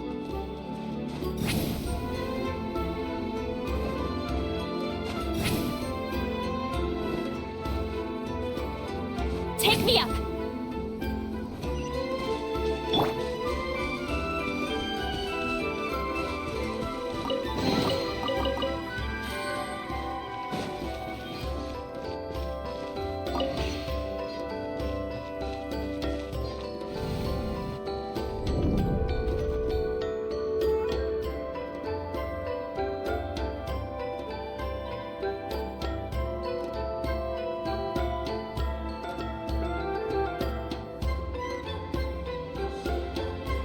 Wait, what was that? What is this place? Look! A maze made of colors.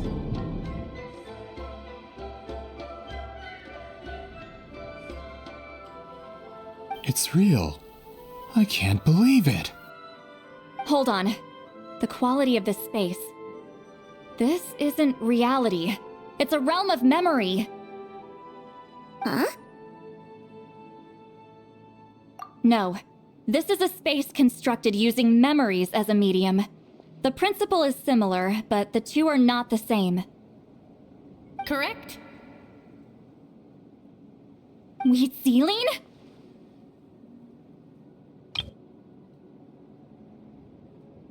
What? No. It's just a trace of her consciousness left behind after creating this space. Friends, this is my question to you. What is our strongest weapon against the Abyss? In my opinion, it's memory. After all, is it not after losing the capacity for memory, love, and compassion that our enemies fell to the Abyss? That is why, with our memories, we possess a power the Abyss cannot hope to match. I have discovered the perfect medium for us to wield that weapon. You know it as color. The more cherished the memory, the more vivid its color. As memories disappear, their color fades first. That is why color is the best vehicle to wield the power of memory.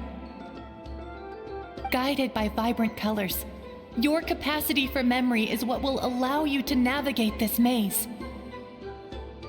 Without that capacity, enemies will fail to cross the barrier in front of them and be trapped here for eternity. So, be brave, my friends, and march forward. Any ideas, Citlali? Sounds like she left a tutorial. Not surprising. She always did have to handhold her talentless students. Follow me.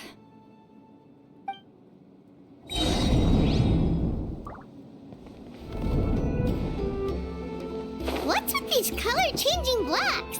You and Citlali fell through all of a sudden. You scared Paimon half to death. Must be one of the mechanics of the maze.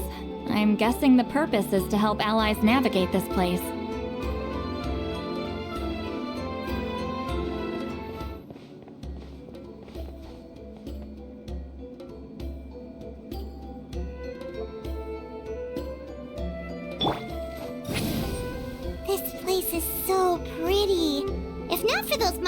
Paimon would have never guessed this was a battlefield.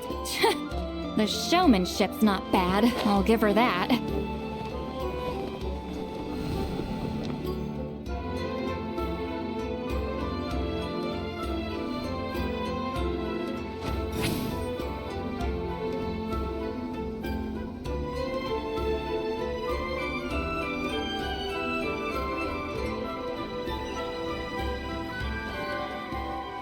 Take me up! Is this a bridge made of colors? Don't sound so surprised. We just need to cross and we should reach the end.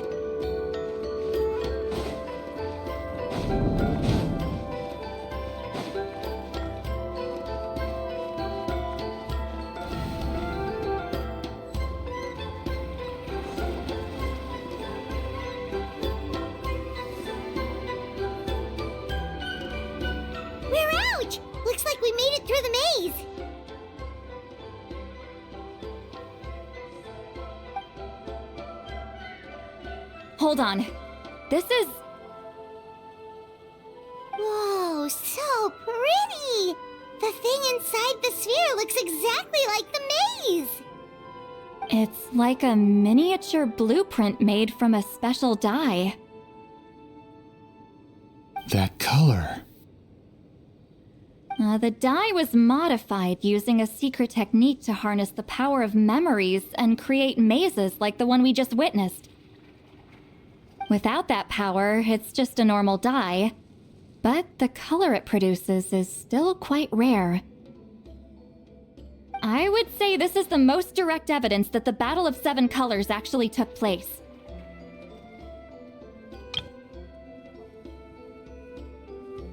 The expert has spoken! Perhaps I could take a closer look? It's an important piece of physical evidence, after all. No, you may not.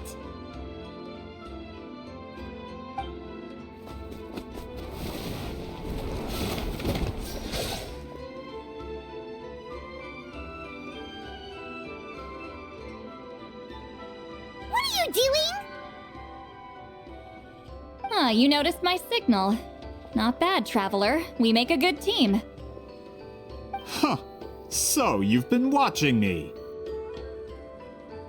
A self-proclaimed book merchant who's never heard of Shogun Almighty reborn as Raiden with unlimited power? Please, that work was a commercial success across Teyvat. I knew you were fishy, but I didn't expect you to pull something like this.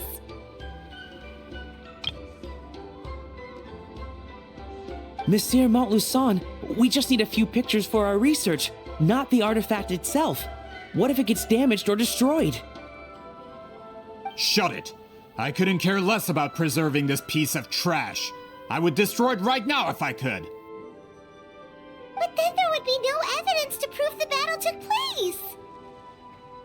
What if that was my goal all along? What?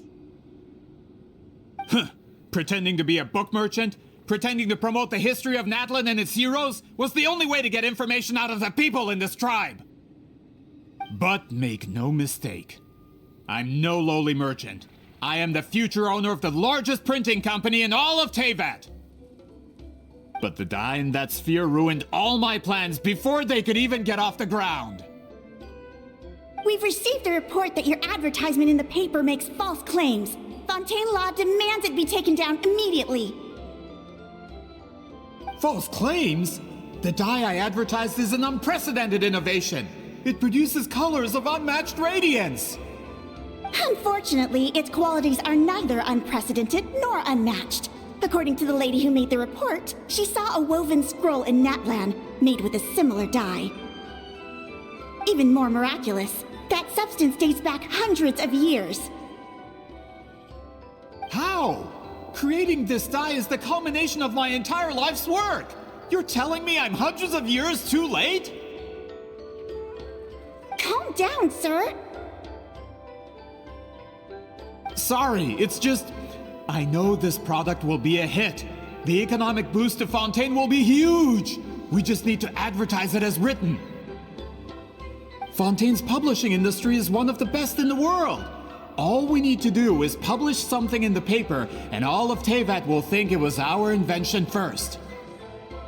We don't need to worry about more reports. Fontaine is far more advanced than Natlan. No one will believe such an innovative product could come from a place like that. That goes against all of Fontaine's advertisement regulations. We can't do that. What if I give you a portion of the profits? All you have to do is let the advertisement stay. You're trying to bribe me? Careful. I'm dangerously close to reporting this to Monsieur Novelette. Oh. I knew if I was just allowed to market my product, it would be a hit. A bestseller even. I would be a giant in the printing industry. But now, no one will see it as anything more than a poor imitation marketed centuries too late. No matter how good the product actually is, not a single one will sell. Huh. I will never accept that someone from this backwoods, ignorant nation could come up with that dye. Not 200 years before me! Even when the truth is right in front of you?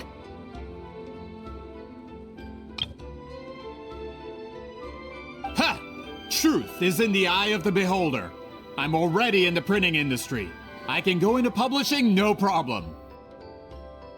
All I have to do is destroy this sphere, write a detailed report about my findings, and publish it around the world.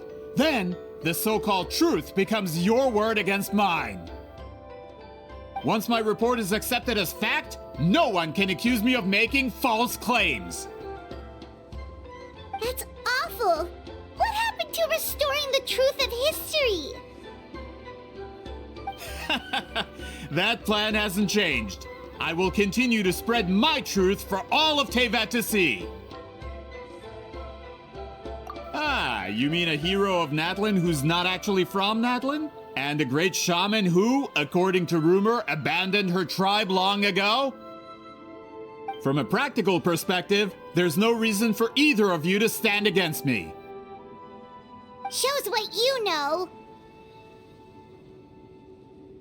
Oh, since you like rumors so much, have you heard the one about what happens to people who get on my bad side?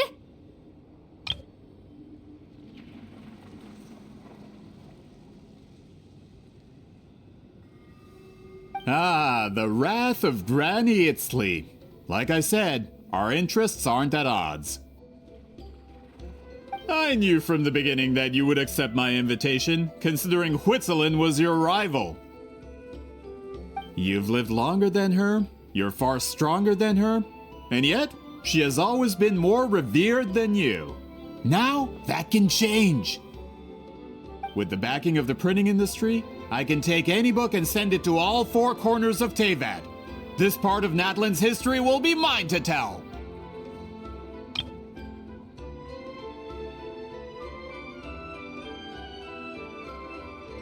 And in my version, I can erase the Battle of Seven Colors. You can be the one to have all the glory. That's not real history. That's a no then? Your history means nothing to me. But it's not allowed to stand in the way of my Mora. Done running your mouth? Good. Before handing you over to the tribe, I think I'll have my way with you first. If this comes to a fight, per my contract, you're gonna have to go through me. That's right. I didn't pay all that Mora for nothing. Wait, aren't you subordinates of the captain? Why are you helping someone who wants to erase Natlan's history? The captain. You actually bought that? United in the pursuit of Mora, we travel the land to collect debts. Our loyalty is to Regrader, his interests, and his wealth. Regrader? The captain means nothing to them. They serve a different harbinger altogether. Regrader! This man has the potential to become a giant in the printing industry and disrupt Fontaine's economic system. This aligns with Regrader's interests. It's all been a lie from the very beginning! I don't care who you serve. When it comes to punishment, I don't discriminate.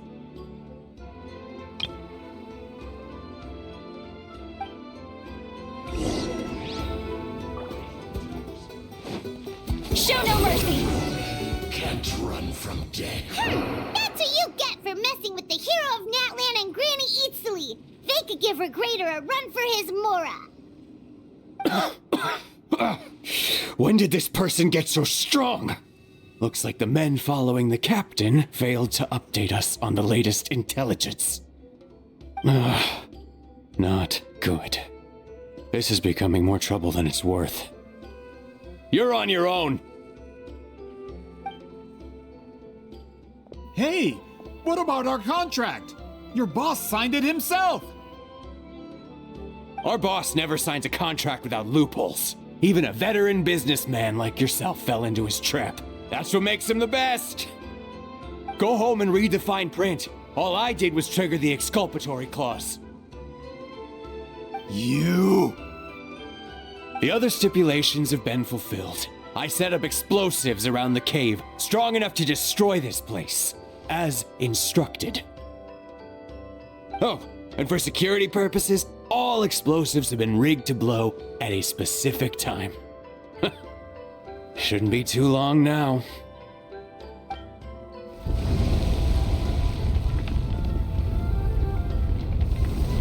What? This whole place is gonna collapse? You were supposed to wait until I made it out! Are you trying to kill me? That depends on how fast you can run. I'm off.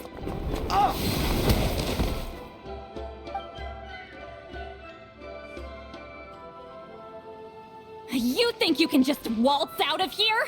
Traveler, stop them, and then we'll make a break for it. If I'm caught, I implicate my boss. Time for the backup plan. Wait, don't!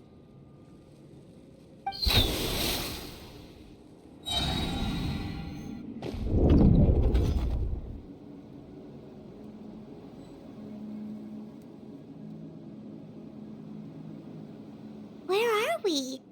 Back in the maze? Our surroundings look different, though. What did that Fatui guy do?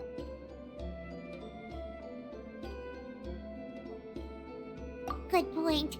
She'll know how to get out of here. Let's hurry. If we don't make it out before the cave collapses, we might never be able to leave. Let's see. Citlali!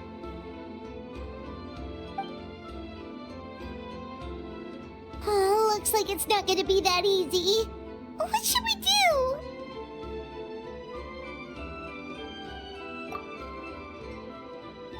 The special color? The one you saw in that woven scroll? Why would it appear around here? You're right. Lead the way, traveler.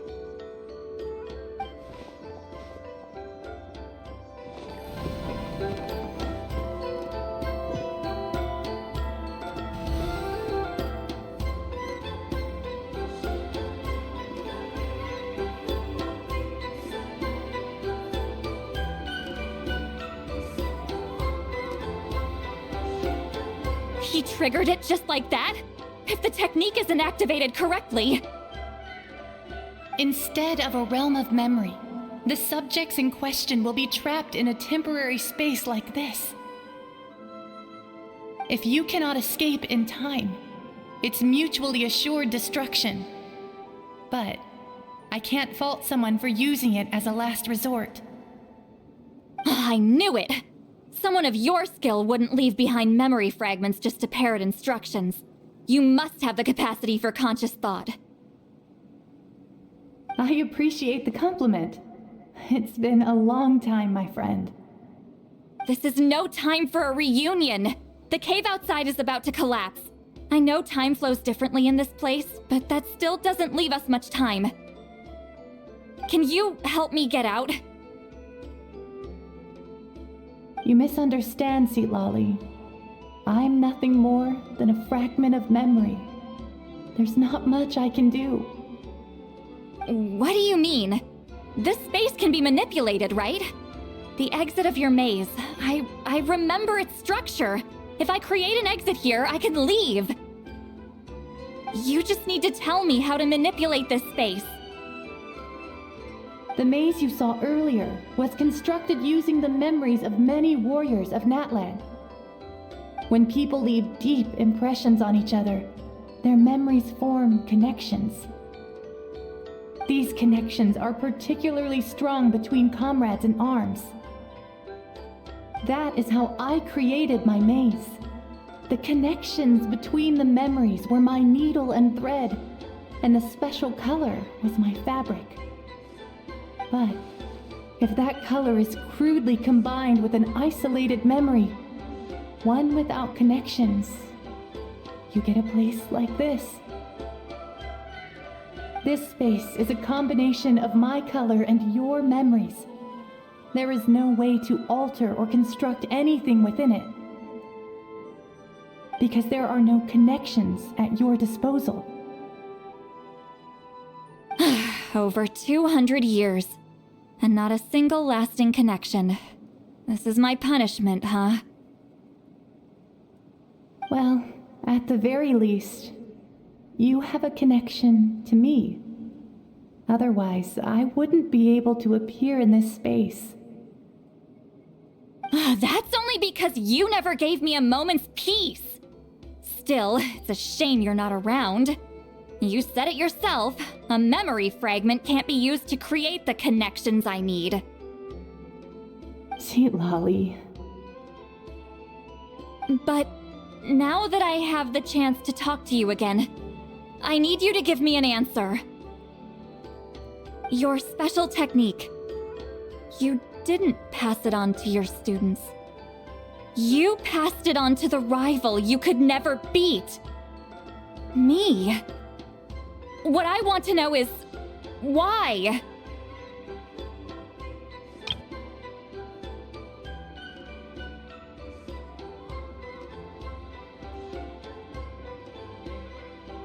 So you figured it out. After what I saw in the maze and everything you just told me, I'm certain the technique at the center of all this is the same one you taught me all those years ago.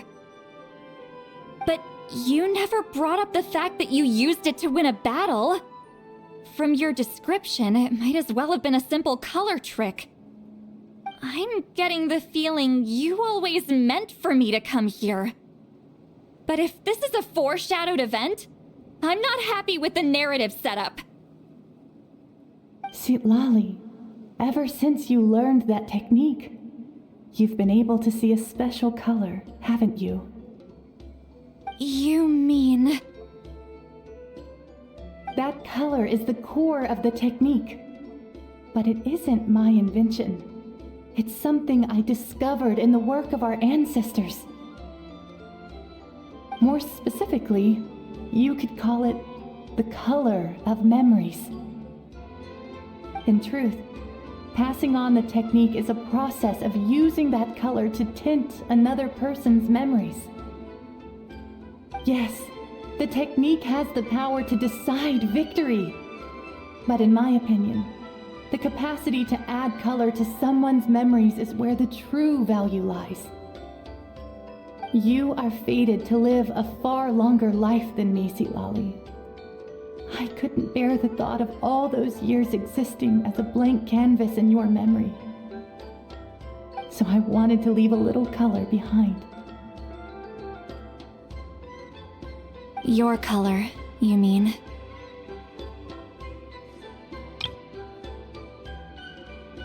One day, you too will want to leave behind your color in someone else's memory. When that day comes, you will understand my decision. I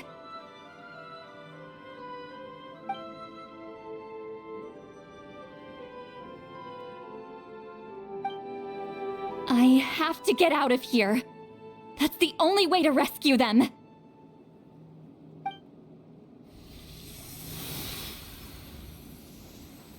Citlali, what are you...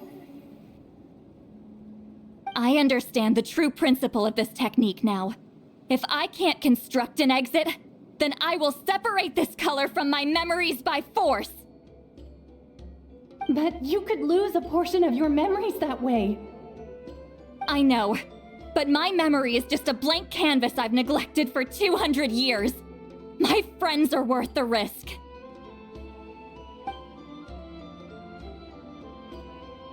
Traveler?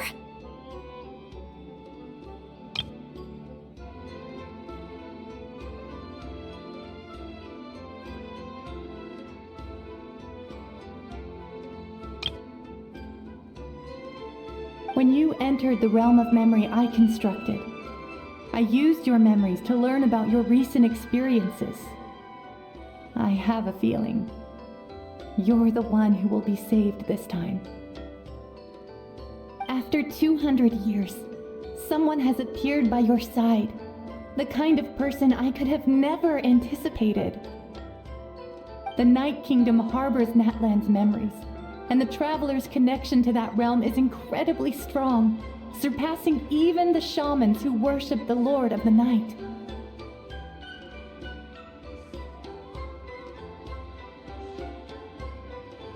This means that, even without your tutelage, he can see the color of memories. What did you say? Although he doesn't know how to wield it, he unknowingly left behind a trace of color in your memories. That was enough to guide him to this space. You now have a connection at your disposal. Well, Citlali, it looks like part of this was foreshadowed, but the rest is a surprise.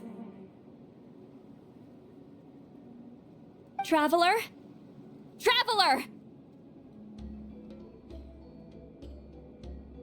That's Citlali's voice! She's just up ahead!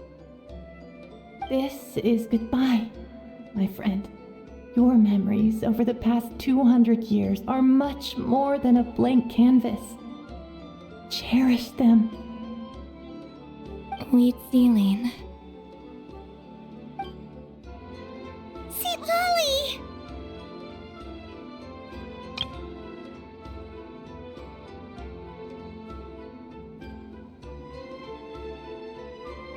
Paimon! Traveler! hold my hand.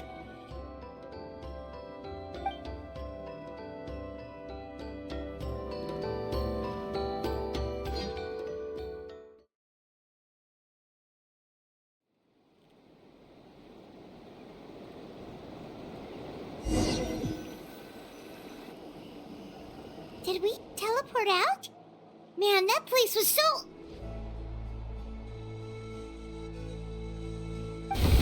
Woo! We made it out just in time!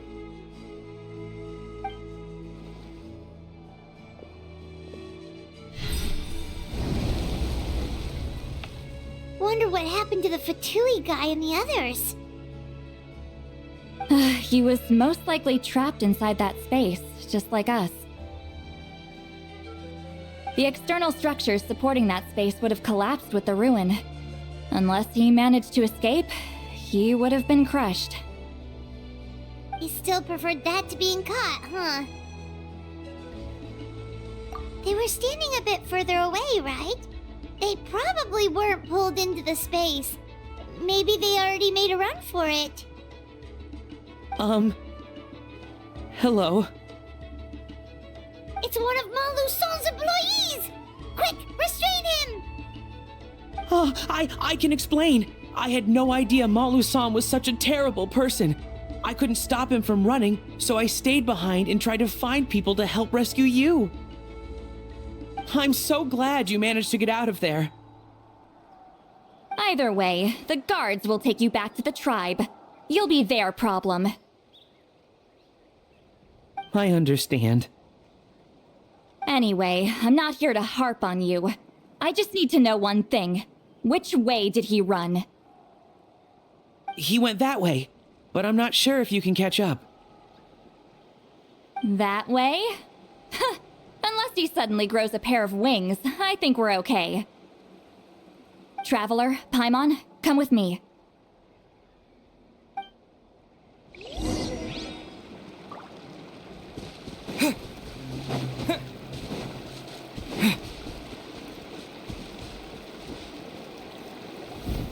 Hey, it's Elder Tlapo and a group of Ictomisaurs! They caught Malu-san!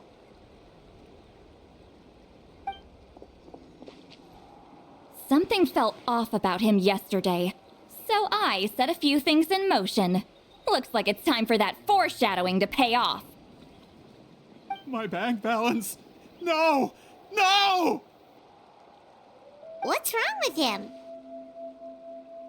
That's one of the tricks Claw uses to scare people. He makes people hallucinate the thing that scares them most. It's particularly effective on weak-minded people like him. Serves him right!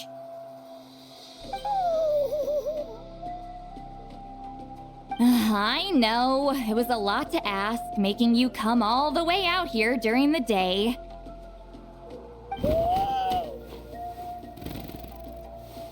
Was that a declaration? Elder Tlapo didn't appoint us to a whole other task, did he? Forget about him for now. The Ictomisaurs will make sure Montluçon doesn't escape before the guards arrive. In the meantime, we have unfinished business, remember? Right, the special scroll. But the die is buried underneath a bunch of rubble now. Don't worry, Witsilin's technique hasn't been lost at all. Come with me, I'll explain everything at my house. Oh, and Traveler? Everything you said about memory, I finally figured out my answer.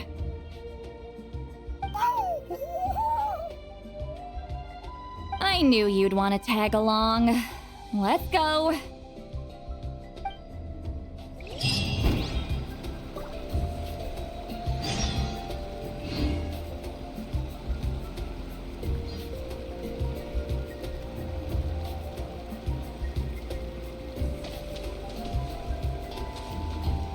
My bank balance.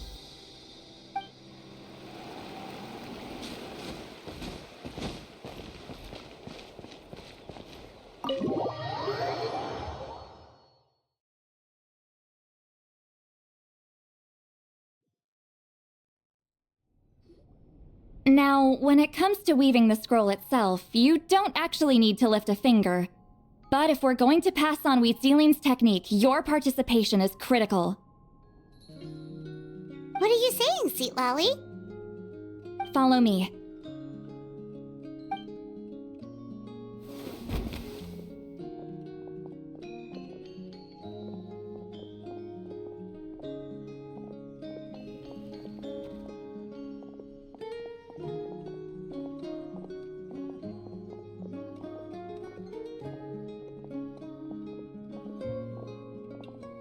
Whoa, look at this place.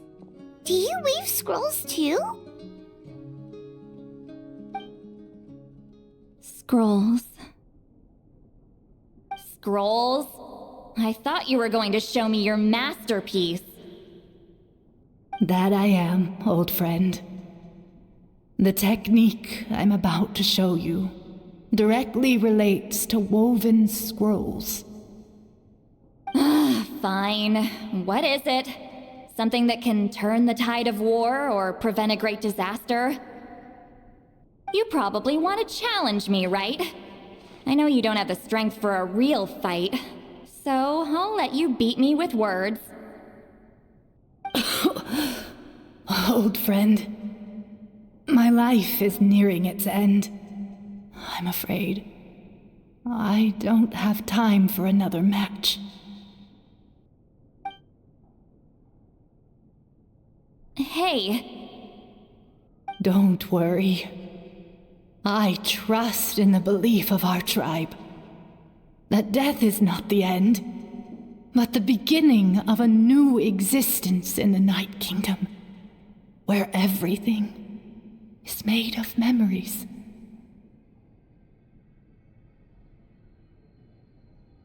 So, do you know why our ancestors insisted on using colorful, woven scrolls to record our history?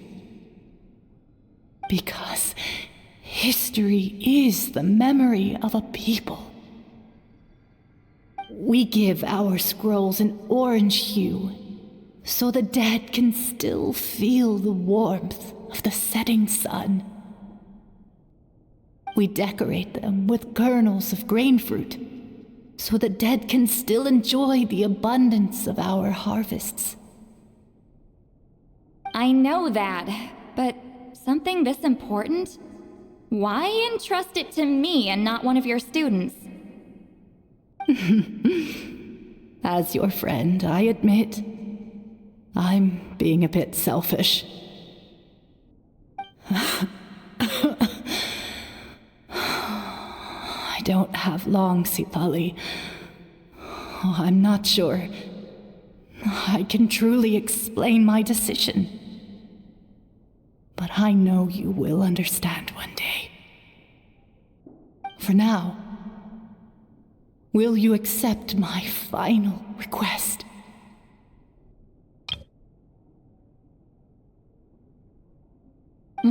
Just this once.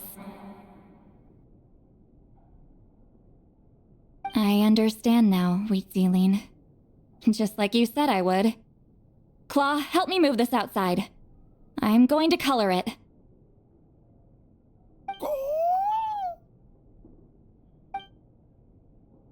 Traveler, Paimon, come with me.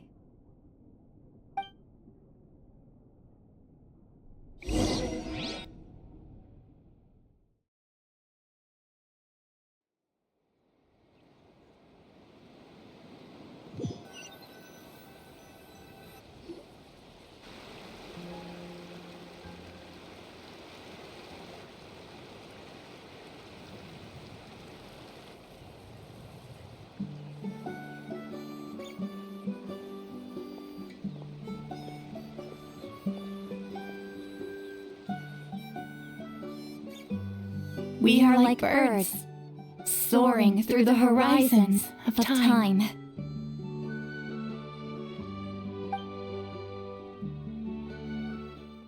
I linger between brushes of memory, seeking the color of my final journey.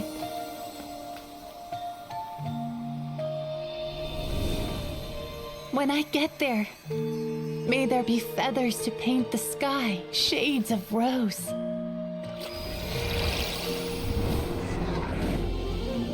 And fields of green to beckon adventurous souls. And azure oceans with which to sail into the unknown. And volcanoes too, where, despite the danger, hidden treasure waits to be found. And graffiti art, of course. Without that color, just imagine the dullness of night. Anything else? In the end, I hope everyone remembers my color too.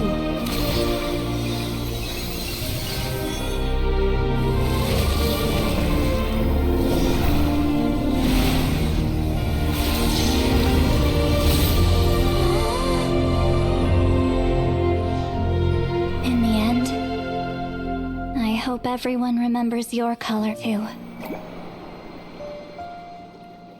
All in all, it was just a technique for coloring a scroll. The task I'm entrusting to you is much more than that. Farewell, my friend.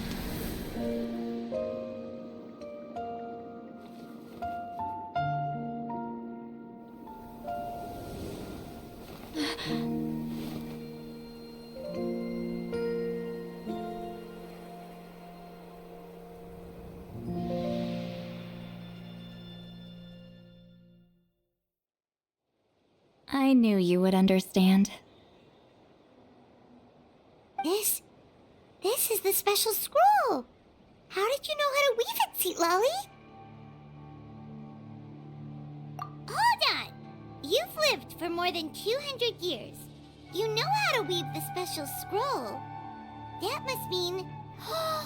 you're the one behind the gifts from the spirits! Oh, well, it's not like I wanted to interact with the appointed. So whenever I delivered the scroll, I used illusions to confuse them. The fact that it turned into some kind of divine intervention is because no one was skilled enough to see through my tricks. You've carried the duty alone for all these years? Even if you don't like interacting with people, why not teach someone else how to do it?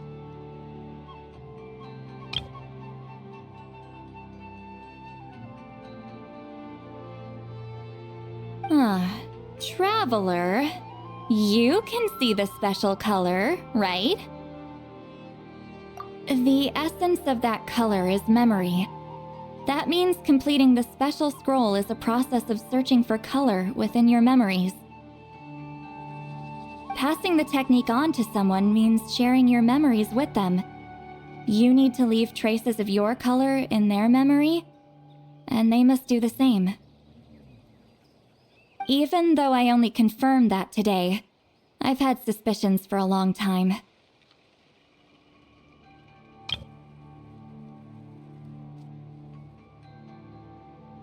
And, well, ever since Sweet Celine died, I haven't wanted to form that kind of connection with people.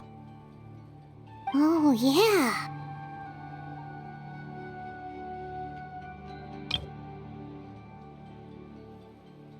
It was her final wish, so I kind of resigned myself to taking on the burden forever. After all, I have all the time in the world.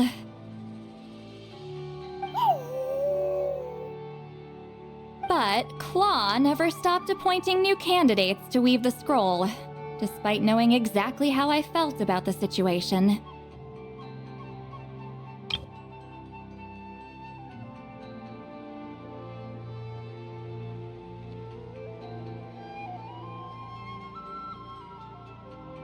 I knew exactly what he was doing. And yeah, if I ever did share my memories with someone, I guess that person would be a friend. But it never got to that point. This time, though, you win, Claw.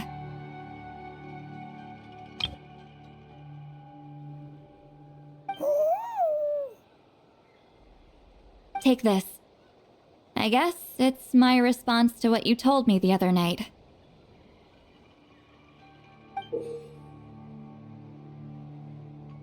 What is it? If I had to choose my color, it would be the color of this handkerchief. Countless people exist in my memories, and I know one day that will be my fate too. A memory living on in someone else's head. Since you have a long lifespan, you're the perfect candidate to bear this memory and carry my color in your mind.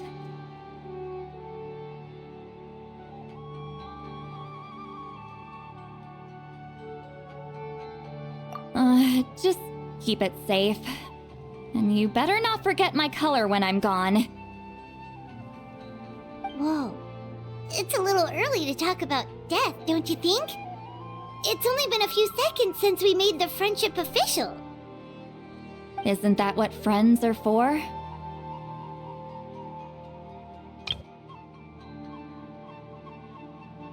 Okay, this is a serious commitment. Well, Citlali, if the Traveler's going to leave their color in your mind too, it'll probably be gold, right? Actually, their mark is already there. Remember the mind reading effect I couldn't fix? Well, I finally got to the bottom of it. Sharing senses allows communication to occur between the consciousness of different people. Naturally, memories are also involved in that process. Although I didn't know it at the time, we both have the ability to see the color of memory, which means that when I shared my senses with you, a connection was created between our memories. And that connection is what caused my original spell to go haywire. So, you can hear the Traveler's thoughts because you left traces of color in each other's memories? And that's why the Traveler could hear your thoughts too, because it works both ways, right? Quick thinking, but only those trained in the mystic arts can maintain that level of connection.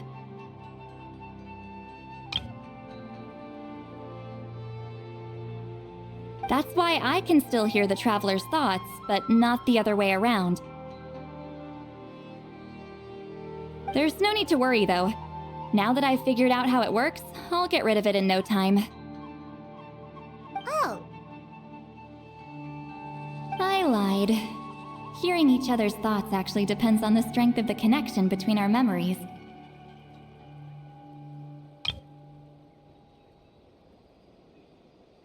So, after everything we just went through, I bet you can hear me again.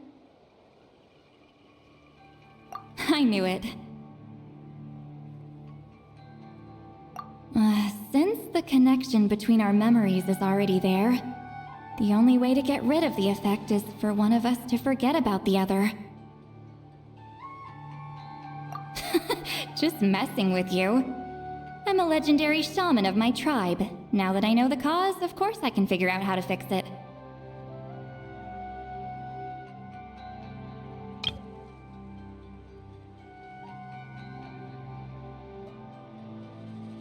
It'll probably take some time, though, so bear with me for now.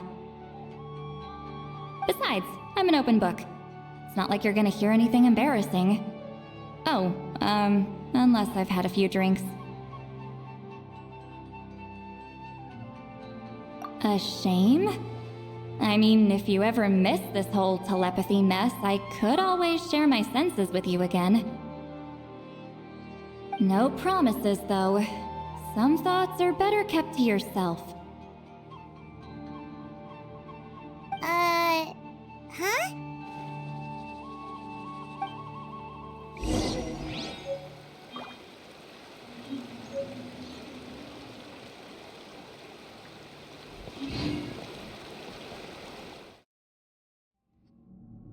Ah, you did it? Your investigation into the Battle of Seven Colors must have been fruitful indeed.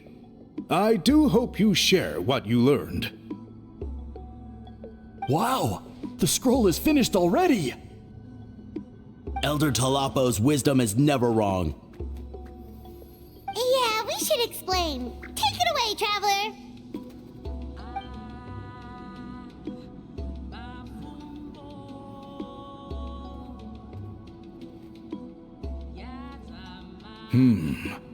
I see. You don't look surprised at all. It makes perfect sense. History is the memory of a people. If we want to depict it, a die derived from people's memories is, of course, the best choice. Now, it's just a matter of preserving this secret technique. From your description, it sounds like learning the technique requires the previous holder to share their memories. Well, yeah. In that case, I must work with our priests to reinvent the technique based on the principles you described. After all, memories are precious things, meant to be shared with those closest to us. I cannot take that choice away from you, traveler. You completed your task admirably. Finding a way to carry on that legacy is now our duty. All right, we'll leave that to you. And please pass along my thanks to Granny Eastli.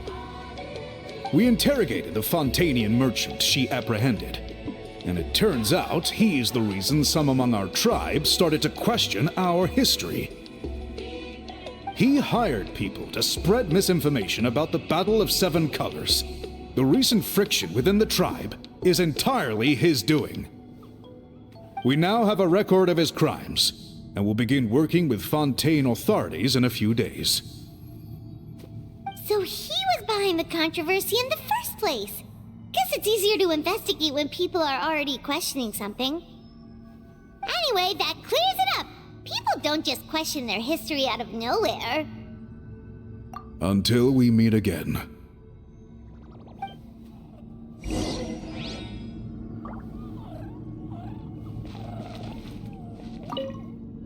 Ah, Natlan's victory against the Abyss. Very fitting for a scroll like this. I wonder how long until Elder Talapo chooses the next appointed. Speaking of Elder Talapo, I heard he went missing yesterday. Do you know what happened? Elder Talapo works in mysterious ways. The meaning of his departure will become clear in time, but for now, we cannot hope to fathom it.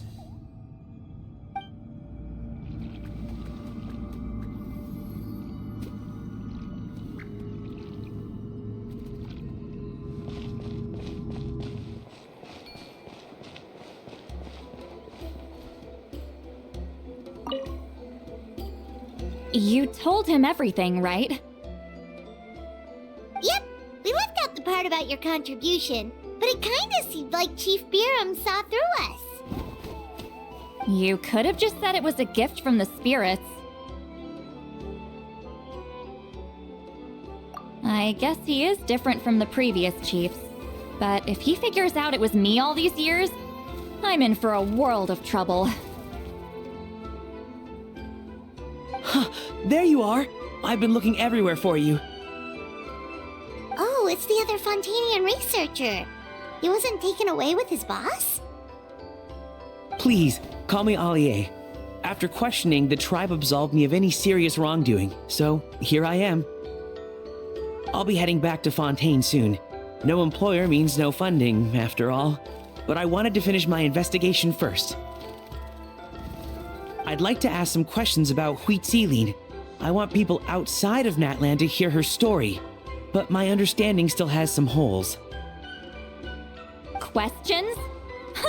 Why should I let an Outlander tell our stories? Don't misunderstand.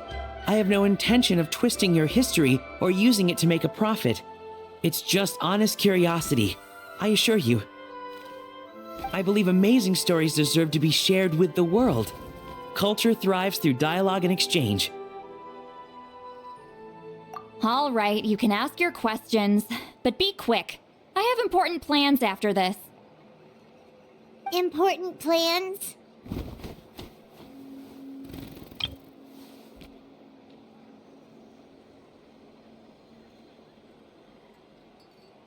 Oh, thank you very much.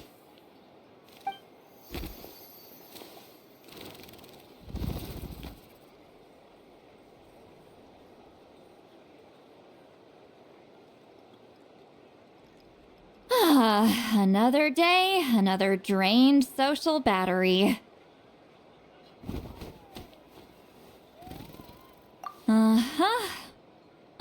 Hold on. You owe me a pair of books. Oh, that! When it comes to light novels, your memory is like a steel trap, huh? You're telling me. Yeah, it's not gonna be easy. You might need to go to Yai Publishing House in person.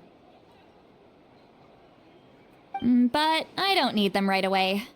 Just don't forget, okay?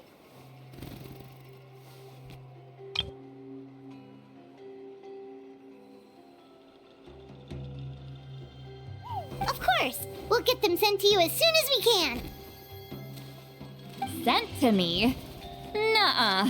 I don't want a stranger knocking on my door when I'm hungover. Here, just take this.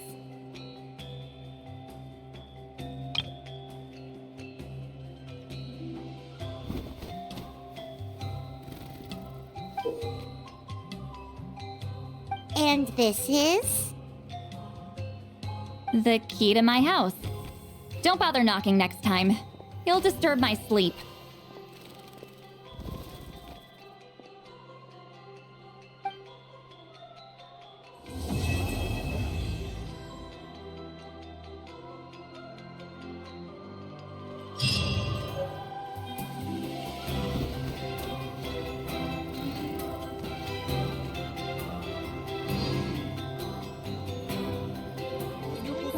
Publishing house sound.